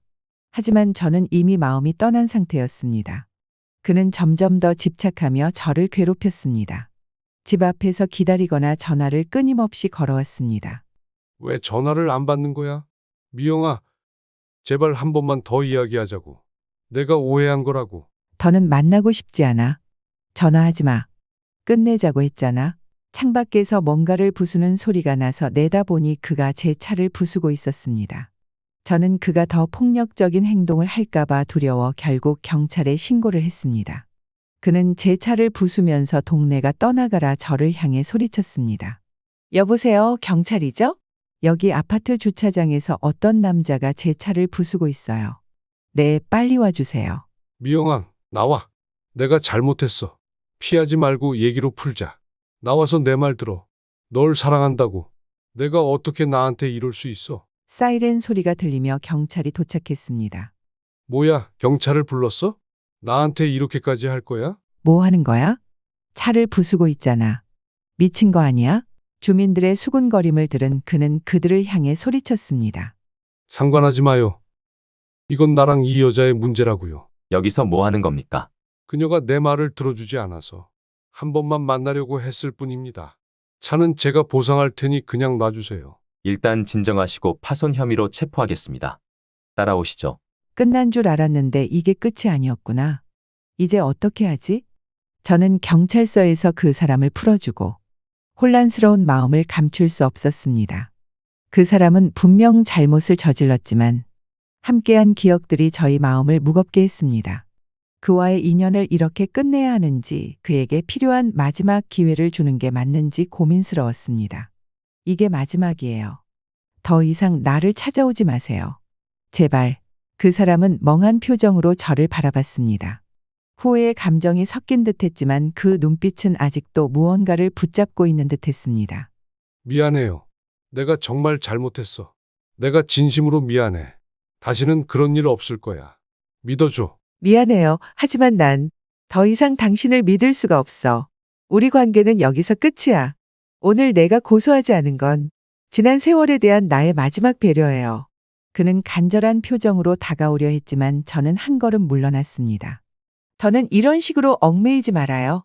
당신이 나에게 준 상처가 너무 커서 이제 우리는 서로의 길을 가야 해요. 그 사람은 잠시 말없이 저를 바라보다가 고개를 끄덕였습니다. 마치 더 이상 어떤 명분도 어떤 말도 소용없다는 걸 깨달은 듯했습니다. 알았어. 정말 미안해. 그렇게 우리는 서로 등을 돌렸습니다. 저는 마음 한켠이 무거웠지만 동시에 홀가분함을 느꼈습니다. 그에게 제가 마지막으로 줄 수 있는 건 기회가 아닌 끝이었습니다. 다시 그와 얽히지 않는 것이 저에게도 그에게도 최선이라 믿었습니다. 하지만 제가 얼마나 큰 착각을 하고 있었는지 깨닫는데 그리 오래 걸리지 않았습니다. 며칠 후 저는 친구와 카페에서 만나 대화를 나누고 있었습니다. 그 남자 어떻게 됐어? 고소 안 했다는 게 사실이야? 응, 그냥 풀어줬어. 잘못한 것만 맞지만 그 사람도 뭔가 바뀔 수 있는 기회를 줘야 할 것 같았어. 그가 다시 그런 짓을 저지르지 않길 바라는 마음도 있었고. 너도 참 너무 착하다. 하지만 정말 그 사람이 바뀔 수 있을까? 저는 커피를 한 모금 마시며 잠시 생각에 잠겼습니다. 사실 나도 모르겠어. 그 사람이 다시 찾아오거나 또 무슨 일이 생기면 그때는 확실히 조치를 취해야겠지. 하지만 이번엔 그냥 마음을 정리하고 싶었어. 어차피 이 관계는 끝난 거니까. 응. 내가 결정한 거니까 존중할게. 근데 혹시라도 다시 연락 오면 바로 경찰에 알려? 응, 약속할게. 그날 저녁 친구를 만나고 집으로 돌아온 저는 다시는 떠올리고 싶지 않은 일을 겪었습니다. 비번을 누르고 현관으로 들어서는데 집안에 누군가가 있다는 느낌이 들었습니다. 긴장한 마음으로 조심스럽게 집 안으로 들어섰습니다. 어디 갔다 오는 거야? 오래 기다렸잖아. 어떻게 여기? 왜 여기 있는 거예요? 저는 떨리는 목소리로 물었습니다. 우리는 이렇게 끝낼 인연이 아니야. 동철은 억지스럽게 미소를 지어 보였습니다. 저는 공포에 휩싸였습니다. 이제 그만해 주세요. 너는 나와 헤어질 수 없어. 그는 목소리를 높였습니다. 저는 그 순간 불안감이 커져 도망치고 싶었지만 그가 분노할까봐 두려웠어요. 제발 나를 놓아주세요. 저는 눈물을 글썽이며 말했습니다. 그럴 수는 없어. 내가 너를 얼마나 사랑하는지 알잖아. 나가지 않으면 경찰에 신고할 거예요. 저는 핸드폰을 꺼내들며 말했습니다. 그럴 필요 없어. 내가 갈게. 다음에 또 봐. 동철은 그 말을 남기고 조용히 집을 나갔습니다. 저는 그가 나가자 안도의 한숨을 내쉬었습니다. 저는 너무 공포스러워 동안 아무것도 할 수 없었습니다. 이대로 있다가는 제가 큰일을 당할 것만 같았습니다. 저는 이사를 결심하게 되었습니다. 저는 로펌 앞에 서 있었습니다. 잔뜩 긴장한 채 한숨을 깊이 내쉬며 마음을 가다듬었습니다. 제가 곧 마주해야 할 사람은 동철 씨의 아들 최 변호사였습니다. 법조계에서는 유능한 변호사로 알려졌고 많은 사람들에게 신뢰받는 인물이었지만 그가 아버지의 문제를 알고 있을지는 미지수였습니다. 저는 참을 수 없어 이 문제를 직접 해결하기로 마음먹고 아들을 만나기로 했습니다. 사무실 문 앞에 다다랐을 때 저는 잠시 멈춰섰습니다. 두려움이 밀려왔지만 이 대화를 피할 수 없다는 걸 알았습니다. 저는 문을 두드렸습니다. 들어오세요. 깊고 차분한 목소리가 들려왔습니다. 저는 문을 열고 최 변호사의 사무실 안으로 들어갔습니다. 그는 책상 뒤에 앉아 서류를 정리하고 있었습니다. 고개를 들어 저를 본 최 변호사는 의외라는 듯 눈썹을 살짝 찌푸렸습니다. 여기까지 무슨 일로 오셨나요? 그는 예의 바르게 인사하며 자리를 권했습니다. 하지만 그의 표정엔 약간의 경계심이 서려 있었습니다. 저는 그의 맞은편에 앉아 긴장을 풀려 노력하며 입을 열었습니다. 변호사님, 직접 뵙고 이야기해야 할 중요한 일이 있어서 찾아왔어요. 동철 씨, 그러니까 당신의 아버지와 관련된 문제입니다. 최 변호사의 눈빛이 순간 굳어졌습니다. 아버지와 관련된 문제라니 무슨 일입니까? 저는 잠시 말을 고르고 조심스럽게 이야기를 시작했습니다. 사실 동철 씨가 저를 스토킹하고 있습니다. 처음 연애를 할 때는 나에 대한 관심이라고 생각했지만 이별을 선언한 후부터 집착이 심해졌어요. 집 앞에서 기다리거나 저를 따라다니며 제 일상을 위협하는 일이 반복되고 있습니다. 최 변호사는 놀란 표정을 감추지 못했습니다. 그는 침착하게 저희 말을 들었지만 얼굴 표정은 복잡한 감정이 엿보였습니다. 그게 사실입니까? 아버지가 그런 일을 하셨다는 게 도무지 상상이 되지 않네요. 왜 저에게 이 사실을 말씀하시는 건가요? 저는 차분하게 설명했습니다. 솔직히 이 문제를 법적으로 해결할 수도 있었어요. 하지만 저는 당신에게 이 상황을 알려야겠다고 생각했어요. 변호사님이 이런 문제를 알게 된다면 아버지에게 도움을 줄 수 있지 않을까 해서요. 동철 씨를 말릴 사람은 결국 가족분일 것 같아서요. 최 변호사는 한동안 말을 잇지 못하다가 무거운 한숨을 내쉬었습니다. 아버지가 그런 행동을 하셨다니 믿기 어렵지만 만약 그게 사실이라면 멈추도록 하겠습니다. 그는 단호한 목소리로 말했습니다. 저는 최 변호사가 그 말을 하는 동안 그의 진심을 느낄 수 있었습니다. 제가 아버지에게 직접 말씀드리겠습니다. 최 변호사는 말했습니다. 다시는 이와 같은 일이 발생하지 않도록 조치하겠습니다. 정말 죄송합니다. 저는 그의 진심 어린 사과에 고개를 끄덕였고 동철 씨의 행동을 멈출 수 있기를 바랐습니다. 고맙습니다, 변호사님. 저는 당신이 이 문제를 제대로 처리해 주실 거라고 믿어요. 더 이상 이 일이 커지지 않기를 바랄 뿐이에요. 최 변호사는 고개를 끄덕이며 말했습니다. 당연히입니다. 제가 책임지고 이 문제를 해결하겠습니다. 다시 한번 죄송합니다. 아버지의 행동 때문에 이렇게 찾아오시게 한 것에 대해 깊이 사과드립니다. 우리의 대화는 끝이 났습니다. 저는 사무실을 나서며 그의 스토킹 행위가 멈추기를 바랐습니다. 최 변호사는 아버지의 문제를 책임지고 해결하겠다고 했습니다. 이제 제가 할 수 있는 일은 그의 말을 믿고 기다리는 일뿐이었습니다. 저는 로펌을 걸어 나가면서 처음으로 마음의 짐이 조금 가벼워지는 것을 느꼈습니다. 집으로 돌아온 저는 이사를 준비했습니다. 아들에게 얘기는 했지만 그가 언제 돌변해서 찾아올지 모르기 때문에 다른 지역으로 이사를 했습니다. 당분간은 불안함의 외출도 제대로 할 수 없었지만 시간이 지나면서 조금씩 외출을 하고 지내게 되었습니다. 이 사건이 있은 후 저는 한동안 사람을 믿지 못하고 마음의 문을 닫고 지냈습니다. 모든 환경이 바뀐 후로는 그를 다시 보는 일은 없었습니다. 연애를 시작할 때는 기쁨이 컸지만 그 사랑은 결국 저에게 큰 상처를 남겼습니다. 자식들이 처음에 저를 말렸을 때 그 말을 들었더라면 이런 일을 겪지 않았을지도 모르겠다는 생각도 들었습니다. 이제는 그 기억에서 조금씩 벗어나고 있지만 아직도 가끔 그날의 공포가 떠오르곤 합니다. 나이가 들어서 시작한 연애가 이렇게 폭력적으로 끝날 줄은 상상도 못했습니다. 하지만 저는 이를 통해 다시금 저 자신을 돌아보고 더 강해져야겠다는 다짐을 하게 되었습니다.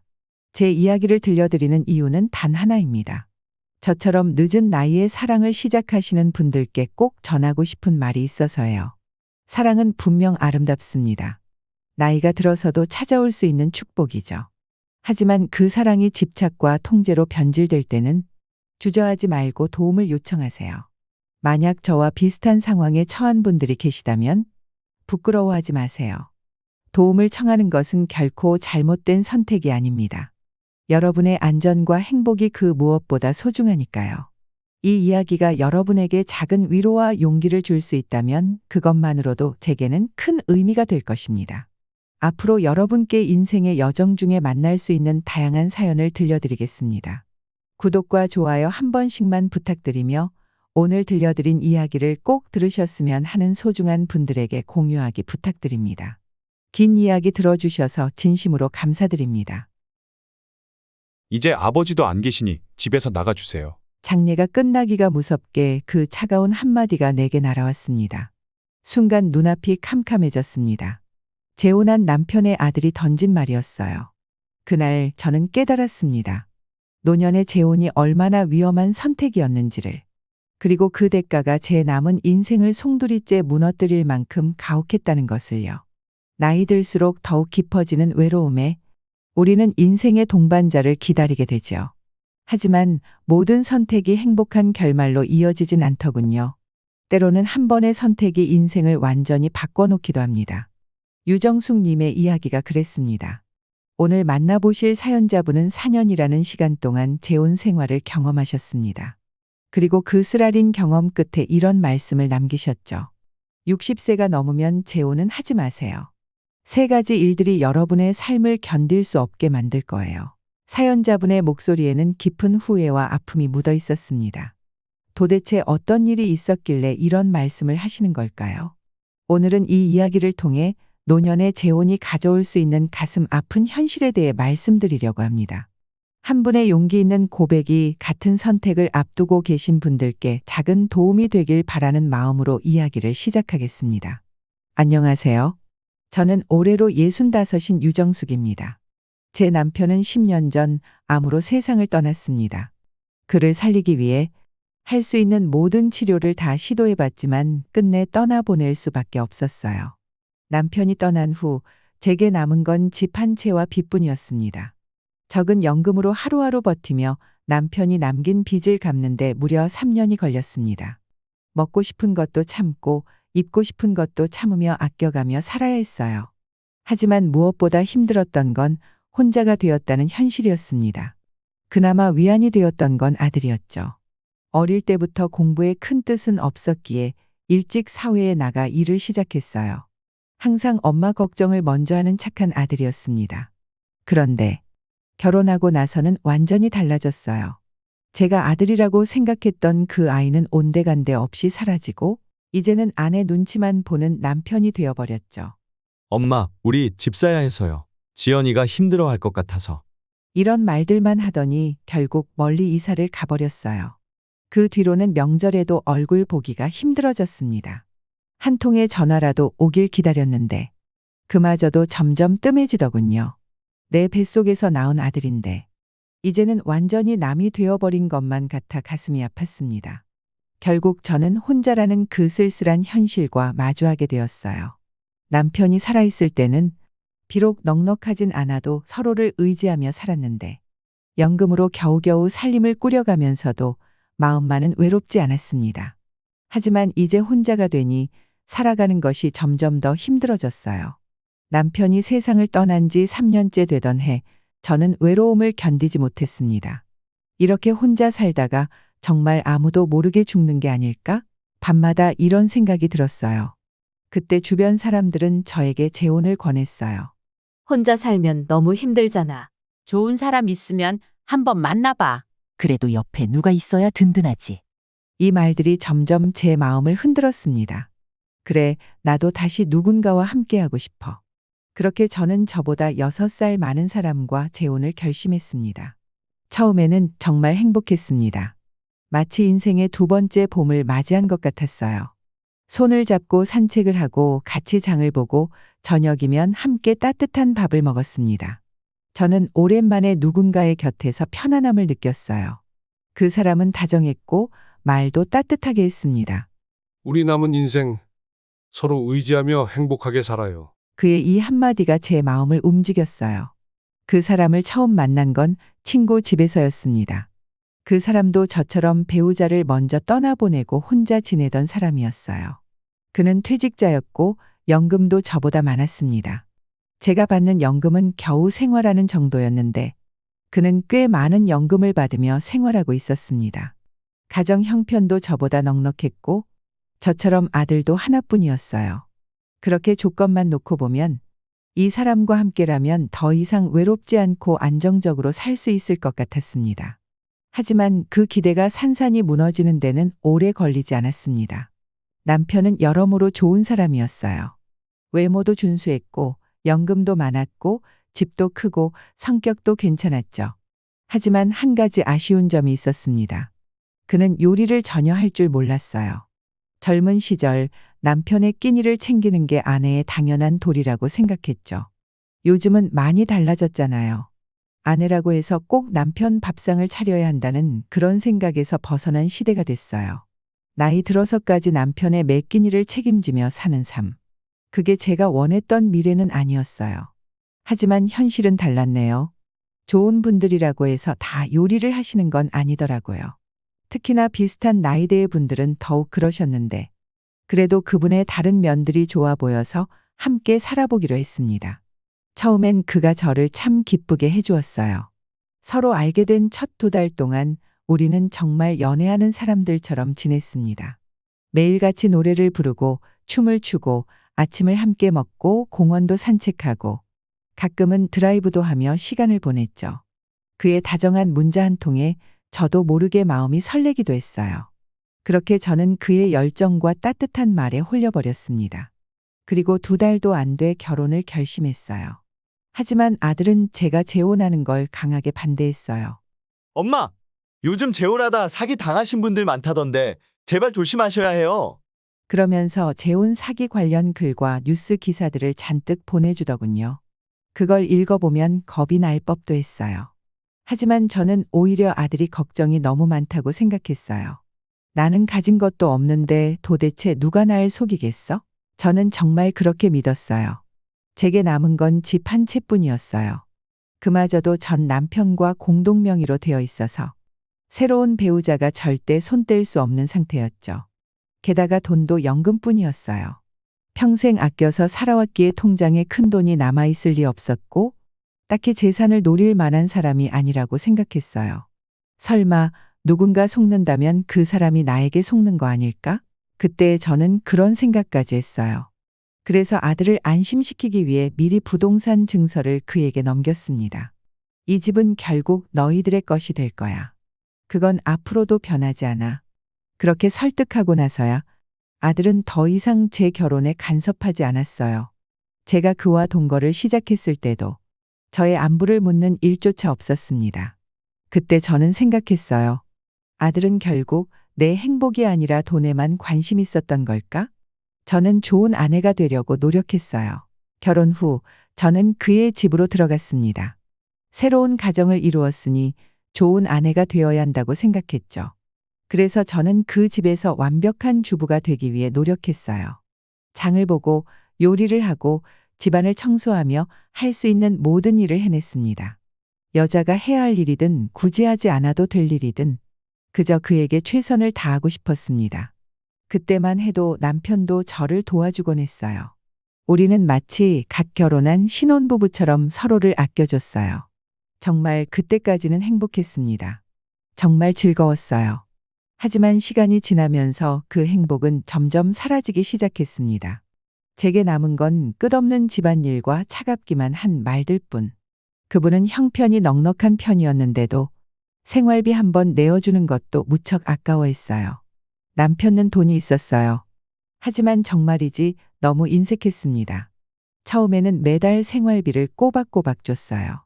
적지만 그래도 가족이니 아끼면서 함께 살자고 생각했죠. 하지만 함께 산 지 6개월도 안 돼 그는 저에게 똑같은 돈을 내라고 요구하기 시작했습니다. 우리 이제 한 가족인데 생활비도 같이 부담해야지. 그래, 부부니까 그럴 수도 있지.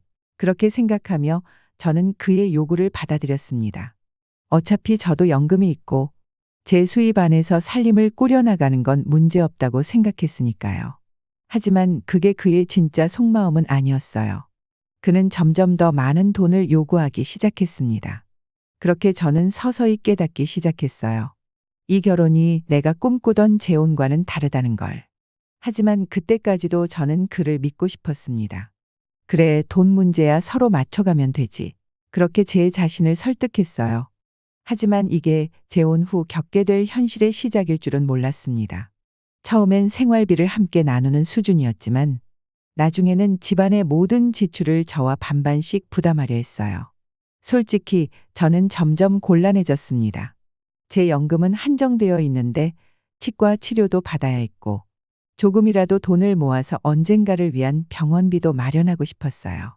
하지만 자꾸만 남편 수준의 생활비로 지출하다 보니 매달 저축할 수 있는 돈이 거의 남지 않았어요. 더 답답했던 건 그가 일부러 생활비를 내지 않는 경우가 많았다는 겁니다. 오늘은 당신이 먼저 내줘. 나중에 줄게요. 그렇게 말하고선 결국 돌려준 적이 없었어요. 제가 돈을 달라고 하면 그는 능청스럽게 웃으며 이렇게 말하곤 했습니다. 내 것이 당신 것이고 당신 것이 내 것인데 뭘 그렇게 꼼꼼하게 계산해요? 부부 같지가 않네요. 그가 이렇게 말할 때마다 저는 정말 난처하고 속이 상했어요. 물론 부부는 너무 계산적으로 살면 정이 없어지는 게 맞죠. 하지만 그건 서로 배려할 때 가능한 이야기입니다. 전 남편이 살아있을 때 그 사람은 늘 저에게 양보했어요. 그래서 우리는 항상 행복할 수 있었습니다. 하지만 지금 그와의 결혼에서는 제가 양보하면 할수록 그는 그것을 당연하게 받아들이며 저를 이용하기만 했어요. 결국 결혼 생활이 채 1년도 되지 않았을 때 저를 바라보는 눈빛도 대하는 말투도 달라지기 시작했어요. 그는 더 이상 저에게 어떤 관심도 없었어요. 이전에는 가끔이라도 저에게 작은 선물을 사주곤 했어요. 하지만 결혼 후 1년이 지나면서 결혼 기념일은 물론이고 제 생일조차 잊었어요. 작은 카드 한 장 받아본 적이 없었죠. 그런데 정작 본인 생일이나 명절이 되면 이번 생일엔 셔츠 하나 갖고 싶은데 설날인데 뭔가 의미 있는 선물이 있으면 좋겠어. 그럴 때마다 저는 남편을 위해 선물을 준비했어요. 속옷부터 겉옷까지. 그가 입고 있는 옷 대부분은 제가 사준 것이었습니다. 그런데도 그는 제가 무언가를 해주는 걸 당연하게 여겼어요. 제가 뭔가를 요구하면 그는 못 들은 척하거나 가볍게 넘기기 일쑤였습니다.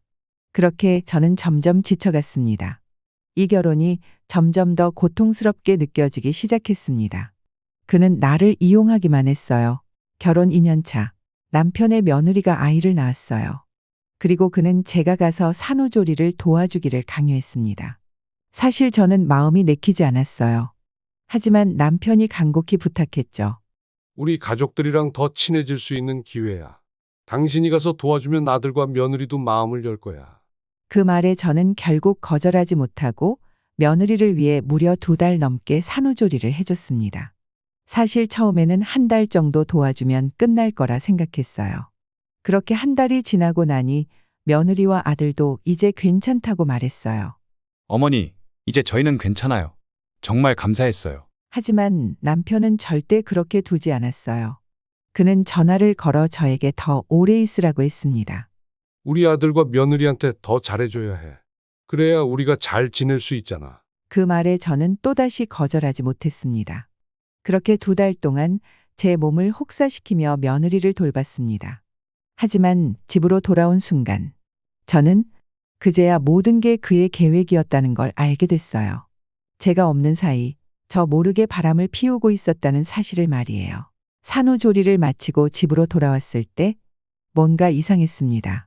남편의 태도가 너무도 어색하고 뭔가 감추는 듯한 느낌이 들었죠. 그러다 시장 가서 단골 언니를 만났어요. 아이고, 이걸 어떻게 말해야 하나? 내가 며칠 전에 봤어. 근린공원에서 댄스 모임인가? 거기서 한참 춤추고 계시더라고. 여자들이랑. 처음엔 믿을 수가 없었어요. 설마 그런 사람이 아니야. 하지만 며칠 뒤 더 이상 의심할 수 없는 증거를 보게 됐어요. 남편은 제가 없는 동안 매일같이 공원에서 춤을 추고 여자들과 어울려 다니고 심지어 우리가 다 아는 그 여자랑 둘이서 여행까지 다녀왔더라고요. 카톡에서 우연히 그 사실을 알게 됐어요. 그 여자가 실수로 저를 차단하는 걸 깜빡한 모양이에요. 그래서 그만 남편과 함께 찍은 여행 사진들이 고스란히 제 눈에 들어오고 말았죠. 그 순간 제 심장이 멎는 것만 같았어요. 이 사람이 정말 나한테 이럴 수가 있나. 그제서야 이해가 됐어요. 제가 집에 돌아왔을 때 느꼈던 그 이상한 감각들이 평소와 달리 깔끔했던 집안이 점점 모든 게 선명해지기 시작했어요. 평소엔 양말 하나 제자리에 두지 못하던 사람이 이렇게 깔끔하게 집을 정리해둘 리가 없었거든요. 반들반들한 바닥, 정돈된 거실. 분명 누군가의 손길이 있었던 거예요. 그 누군가가 누구일지는 굳이 생각하지 않아도 알 수 있었죠. 그 순간 제 마음속 어딘가가 조용히 부서져 내리는 것을 느꼈습니다. 우리는 비록 재혼이었고 함께 가진 자녀도 없었고 재산도 합치지 않았어요. 하지만 우리는 법적으로 결혼한 부부였고 무엇보다 저는 그를 진심으로 사랑했어요. 그런데 그가 이렇게 날 배신할 수 있을까요? 그는 나에게 아무런 미안함도 없는 걸까요? 저는 도저히 참을 수가 없었습니다. 그대로 남편에게 가서 이 일에 대해 따졌어요. 대체 이게 무슨 짓이에요? 그는 태연하게 저를 쳐다봤어요. 마치 아무 일도 아니라는 듯이요. 무슨 일 때문에 그렇게 화를 내는 거죠? 저는 속이 터질 것 같았습니다. 당신이 나 없는 동안 다른 여자랑 같이 지냈다는 거 다 알아요. 그 여자까지 이 집에 들였죠? 저는 단순히 화를 내고 싶은 게 아니었어요. 이 일에 대해 명확한 해명을 듣고 싶었습니다. 그가 자신의 실수를 인정하고 이제라도 제게 사과하길 바랐어요.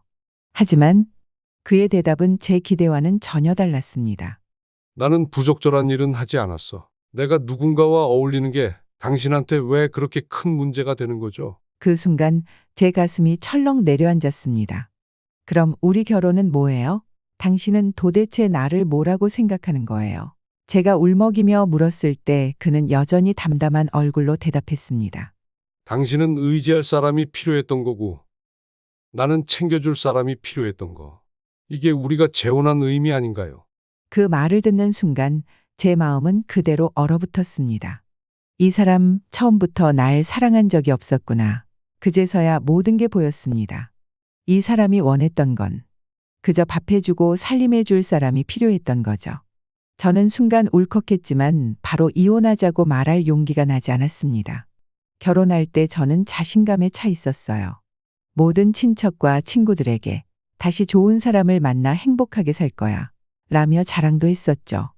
초기에는 정말 행복했으니까요. 그 사람과 함께 설레는 마음으로 공원을 거닐고 행복한 시간을 보내며 마치 두 번째 인생을 시작하는 기분이었어요. 하지만 이제 와서 이혼을 한다고 하면 모든 사람이 날 어떻게 볼까요? 갑자기 이혼하면 체면이 말이 아닐 것 같았어요. 그리고 또 한 가지, 저는 점점 스스로를 설득하기 시작했어요. 내 나이에 사랑을 다시 찾겠다는 건 너무 욕심일지도 몰라. 사랑이 아니더라도 그래도 옆에 의지할 사람이 있는 게 낫지 않을까? 그렇게 저는 그의 배신을 모른 척하기로 했습니다. 하지만 그 선택이 결국 더 큰 후회를 남기게 될 줄은 그때는 미처 몰랐습니다. 재혼한 지 4년째 되던 해였어요. 평소와 다름없던 어느 날 남편이 갑자기 의식을 잃고 쓰러졌습니다. 뇌졸중 진단을 받았고 그날 이후 그는 몸을 제대로 가누지 못한 채 침대에 누워 지내야 했어요. 그의 아들은 간병인을 고용하지 않았습니다. 대신 저 혼자서 그를 돌보게 했어요. 남편을 씻기고 먹이고 물 한 모금이라도 넘기도록 도와주고 화장실까지 부축하는 일까지 그의 모든 일상을 저 혼자 감당해야 했습니다. 그 시절 저는 정말 힘들게 살았습니다. 제 하루는 온통 남편을 돌보는 것뿐이었어요. 식사부터 목욕, 기저귀 갈기까지. 그의 모든 일상을 제가 책임져야 했습니다. 힘들다고 느낄 때마다 스스로를 다독였어요. 그래도 정이 있는데 이렇게까지 함께 살았는데 끝까지 돌봐야 하지 않을까? 제 아들은 저에게 떠나라고 했어요. 엄마, 이제 그만하세요. 엄마 인생도 있잖아요. 하지만 저는 차마 그렇게 하지 못했습니다. 비록 사랑이 다 사라졌다 해도 그래도 함께한 정이 있는데 어떻게 그렇게 쉽게 떠날 수 있겠어요? 그렇게 저는 묵묵히 남편을 돌봤습니다. 하지만 제가 아무리 정성을 다해도 그는 결국 누운 지 4개월 만에 세상을 떠났습니다. 남편이 떠난 후 저는 또다시 혼자가 되었습니다. 저는 깊은 슬픔 속에 빠졌어요. 이제 더 이상 함께할 사람이 없었습니다. 하지만 더 가슴 아픈 건 그의 죽음보다 더 차가운 현실이 기다리고 있었다는 겁니다. 남편이 떠난 지 얼마 지나지 않아 그의 아들이 저에게 아주 직접적으로 말했습니다. 이제 아버지도 안 계시니 집에서 나가주세요. 그 말에 저는 순간 무슨 말을 해야 할지 몰랐어요. 뭐라고요? 그러자 그는 단호하게 말했습니다. 어머니, 저희는 어머니의 노후를 책임지지 않습니다. 법적으로 결혼했다고 해도 이 집은 원래 아버지가 결혼 전에 제 앞으로 소유권을 이전해둔 집이에요. 이제 아버지가 안 계시니 더 이상 이곳에 계실 이유가 없습니다. 그 순간 모든 것이 무너지는 기분이 들었습니다. 이제 나는 어디로 가야 할까? 그동안 쏟았던 내 노력은 다 무엇이었을까?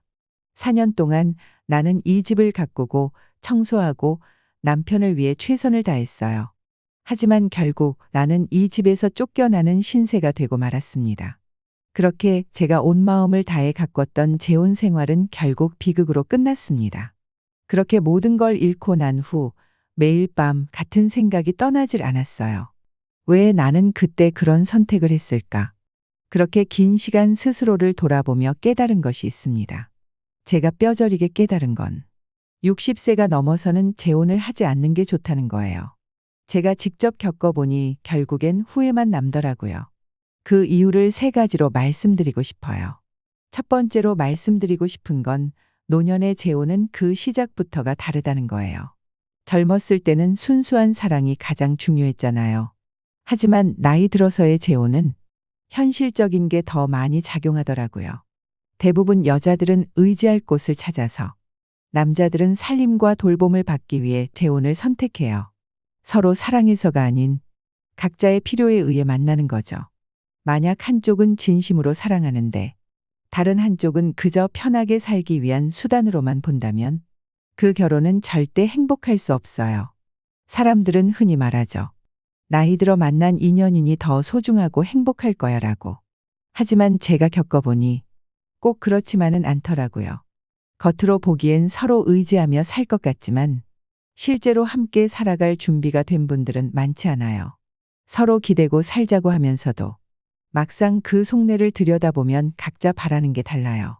한쪽은 경제적인 안정을 위해, 다른 한쪽은 일상적인 돌봄을 받기 위해, 이렇게 서로의 필요 때문에 맺어진 관계는 그 필요가 사라지는 순간 무너지고 맙니다. 그러고 나면 결국 남는 건 쓰린 가슴과 후회뿐이더라고요. 두 번째로 말씀드리고 싶은 건 가족의 문제예요. 노년기 재혼은 두 가족이 한 가족이 되는 과정이 아닙니다. 사람들은 흔히 말하죠. 피는 물보다 진하다고. 하지만 요즘은 혈연 관계도 쉽게 무너지는 세상이잖아요. 부모 자식 간에도, 친형제 자매 사이에도 재산 문제만 생기면 서로 등 돌리는 일이 많은데, 그런데 혈연도 아닌 사람들이 어떻게 쉽게 한 가족이 될 수 있을까요? 서로에 대한 정도, 추억도 없는 사람들이 갑자기 가족이 된다는 건 말처럼 쉽지 않더라고요. 마지막으로 가장 현실적인 이유를 말씀드리고 싶어요. 노년의 재혼에서는 결국은 한 사람이 먼저 떠나게 됩니다. 젊은 시절의 결혼은 둘이 함께 미래를 꿈꾸며 시작하지만 노년의 결혼은 어쩌면 이별을 준비하는 시간일 수도 있어요. 결국 한 사람은 먼저 가게 되고, 그리고 남은 사람은 재혼 전보다 더 큰 외로움과 어려움 속에 남겨지죠. 이별이란 건 언제나 아프지만 나이 들어 겪는 이별은 더욱 견디기 힘듭니다. 저는 이미 한 번 남편을 떠나보냈고 그 슬픔을 가슴에 안고 살았습니다. 그런데도 저는 다시 한번 그 고통을 겪어야 했어요. 그리고 무엇보다도 남은 사람이 따뜻한 위로를 받을 수 있을 거라는 기대조차 무너져버리는 현실을 마주해야 했습니다. 남편이 떠난 후 그의 자녀들은 저를 인정하지 않았어요. 그토록 많은 시간을 함께 보내고 그의 마지막까지 지켰지만 결국 저는 그의 가족이 아니었던 거예요. 그제야 깨달았습니다. 노년기 재혼은 어쩌면 더 큰 상처를 남길 수도 있는 선택이라는 걸. 여러분, 오늘 사연자님의 이야기는 우리에게 중요한 깨달음을 전해줍니다. 노년기의 재혼이 꼭 우리가 꿈꾸던 행복을 가져다 주진 않아요. 때로는 더 큰 고통과 불행을 가져올 수도 있습니다. 분명 우리 모두가 걸어가는 인생의 길은 참으로 다양합니다. 어떤 분들은 재혼이라는 새로운 시작을 통해 행복을 발견하시고, 또 다른 분들은 홀로 걸어가는 길에서 충만한 행복을 찾으시지요. 그렇기에 어떤 선택을 하시든 그것이 진정 자신의 마음에서 우러나오는 행복으로 이어질 수 있도록 충분한 시간과 마음의 여유를 가지고 천천히 생각해 보시면 좋겠습니다. 행복이란 어쩌면 타인에게서 받는 선물이 아닌 내 안에서 발견하는 진정한 여정이 아닐까 생각해 봅니다. 오늘 나눈 이야기가 여러분의 마음에는 어떻게 와닿으셨는지 궁금합니다. 비슷한 고민을 하고 계시거나 경험을 나누고 싶으신 분들은 댓글로 여러분의 생각을 남겨주세요. 서로의 이야기를 나누는 것만으로도 큰 힘이 될 수 있습니다. 구독과 좋아요 한 번씩만 부탁드리며 오늘 들려드린 이야기를 꼭 들으셨으면 하는 소중한 분들에게 공유하기 부탁드립니다. 알림 설정도 해주시면 더 많은 이야기를 만나보실 수 있어요. 소중한 시간을 내어 끝까지 시청해 주셔서 정말 감사드립니다. 다음 영상에서는 더욱 유익하고 공감 가는 이야기로 찾아뵙겠습니다. 노년의 삶에서 마주할 수 있는 다양한 사연을 통해 여러분과 함께 이야기 나누고 따뜻한 위로를 건넬 수 있기를 바랍니다. 여러분의 하루하루가 지혜와 행복으로 가득하시길 바랍니다. 다음 영상에서 또 만나요. 감사합니다. 오늘 이 사연들이 여러분 마음에 어떻게 닿았을지 궁금합니다. 네 분의 용기 있는 고백을 통해 우리는 노년의 사랑과 재혼이 가져올 수 있는 현실적인 모습을 볼 수 있었습니다. 방금 들으신 이야기들, 정말 가슴 아프고 생각할 거리를 많이 주는 내용이었죠. 환갑을 넘긴 나이에 재혼한 분들의 경험, 마음의 빈틈을 노린 배신, 애정이 통제와 강압으로 바뀌는 순간, 그리고 배우자 사망 후 겪은 아픔까지. 이런 이야기들에는 공통점이 있는데요. 바로 노년의 사랑과 재혼이 항상 행복한 결말로 이어지지는 않는다는 점이죠. 이런 사연들을 들으며 많은 분들이 노년의 재혼에 대해 새롭게 생각해 보게 되셨을 것 같아요. 저 역시 이 사연들을 준비하면서 많은 생각이 들었습니다. 오늘은 노년의 사랑과 재혼에 관한 이야기를 조금 더 깊이 나눠보려 합니다. 사실 이런 경험들은 결코 특별한 경우가 아니에요. 통계에 따르면 65세 이후 재혼한 분들 중 무려 83%가 재혼을 후회한다고 합니다. 더 놀라운 건 절반 이상이 재혼 후 1년도 안 되어 후회하기 시작했다는 점이죠. 오늘은 노년의 사랑과 재혼이 가져올 수 있는 7가지 현실적인 문제들을 살펴보고 싶어요. 이 내용이 여러분께 유용한 정보가 되었으면 합니다. 첫 번째로 건강과 돌봄의 부담 문제입니다. 갑작스러운 건강 악화와 간병의 어려움은 노년 부부에게 큰 시련이 됩니다. 65세 이후에는 건강 상태가 예고 없이 나빠질 가능성이 높아지죠. 처음 재혼할 때는 두 분 다 건강하더라도 갑작스러운 건강 문제는 예측할 수 없어요. 간병은 젊은 사람도 힘든 일인데 노년에 서로를 돌보는 것은 정말 큰 도전이 됩니다. 특히 재혼 가정에서는 양가 자녀들의 도움을 기대하기도 어려운 경우가 많아요. 앞으로 닥칠 수 있는 이런 상황들을 냉정하게 바라보는 것이 필요합니다. 두 번째는 재산과 법적 분쟁 문제예요. 평생 모은 재산을 잃거나 배우자 사망 후 집에서 쫓겨나는 일은 실제로 드문 일이 아닙니다. 노년의 재혼에서 재산 문제는 정말 민감하고 중요한 부분이에요. 평생 모은 재산이 위험에 처할 수 있고 특히 배우자가 사망했을 때 주거권 문제나 상속 문제로 큰 어려움을 겪을 수 있어요. 그래도 계약서나 공증을 하면 괜찮지 않을까요? 라고 생각할 수도 있지만 생활 속에서 자연스럽게 발생하는 변화들로 인해 공동 명의로의 변경, 은행 도장 공유 등이 결국 큰 문제로 이어지곤 합니다. 세 번째 문제는 가족 관계의 단절입니다. 재혼 후 자녀들과의 관계는 복잡해질 수 있어요. 설마 우리 자녀들은 이해해 줄 거야 라고 생각하지만 현실은 다른 경우가 많죠. 평생 키운 자녀들과의 관계가 하루아침에 멀어질 수 있다는 점 과연 생각해 보셨나요? 65세 이후의 재혼은 단순히 두 사람의 결합이 아니라 40년 이상 쌓아온 가족 관계가 완전히 뒤바뀌는 큰 변화입니다. 명절이나 가족 모임에서 느끼는 소외감, 손주들과의 관계 단절. 이런 감정적인 어려움은 숫자로 측정할 수 없을 만큼 크죠. 네 번째 문제는 정서적 학대와 통제입니다. 처음엔 사랑스럽던 관계가 집착과 통제로 변질되는 경우가 있어요. 처음에는 관심과 애정으로 시작하지만 점차 일상 감시, 친구와의 만남 제한, 경제적 활동 통제로 이어지는 경우가 많아요. 왜 갑자기 그 사람이 변했을까? 라는 의문이 들 수 있지만 사실 노년기에는 성격이 더 강화되는 경향이 있어요. 이런 정서적 학대는 겉으로 드러나지 않아 더 위험할 수 있습니다. 다섯 번째 문제는 생활 습관의 충돌입니다. 수면 패턴부터 식습관, 생활 리듬의 차이까지 수십 년간 굳어진 생활 습관은 쉽게 바뀌지 않습니다. 젊었을 때는 서로 맞춰갈 수 있었어도 65세 이후에는 상황이 달라요. 기상시간, 식사 습관, 청소 방식, 여가 활용 방식의 차이가 매일 작은 갈등을 일으키고 이것이 쌓이면 큰 문제가 됩니다. 이런 생활 습관의 차이는 시간이 지날수록 더 커지는 경향이 있어요. 여섯 번째 문제는 예상치 못한 부양 부담입니다. 경제적 부담에 대한 걱정이 현실이 되는 경우가 많습니다. 처음 재혼을 결심할 때는 둘이서 편하게 살자는 생각이었지만 배우자의 자녀 문제, 손주 돌봄, 예상치 못한 의료비 지출 등 여러 부담이 갑자기 찾아올 수 있어요. 나는 가진 게 없으니 사기 당할 일도 없을 거야 라고 생각했던 분들도 결국 작은 연금마저 부양 부담으로 힘들어하는 경우가 많습니다. 마지막으로 7번째 문제는 정신적 외로움의 심화입니다. 그리고 바로 여기서 우리는 대안을 찾을 수 있습니다. 내가 누군가를 만나 행복을 얻으려 하기보다는 내 삶 자체를 소중히 여기는 것이 중요하다는 깨달음은 많은 분들이 공통적으로 경험하는 부분입니다. 놀랍게도 재혼을 했는데도 오히려 외로움이 더 깊어지는 경우가 많아요. 함께 산다고 해서 외로움이 저절로 사라지는 것은 아니기 때문이죠. 하지만 모든 이야기가 슬픈 것만은 아닙니다. 재혼이 아니어도 충분히 행복한 노후를 보낼 수 있는 방법들이 있어요. 여러분, 노년의 사랑과 재혼이 쉬운 일이 아니라는 것을 함께 생각해 봤습니다. 하지만 이것이 사랑 자체를 포기하라는 의미는 결코 아닙니다.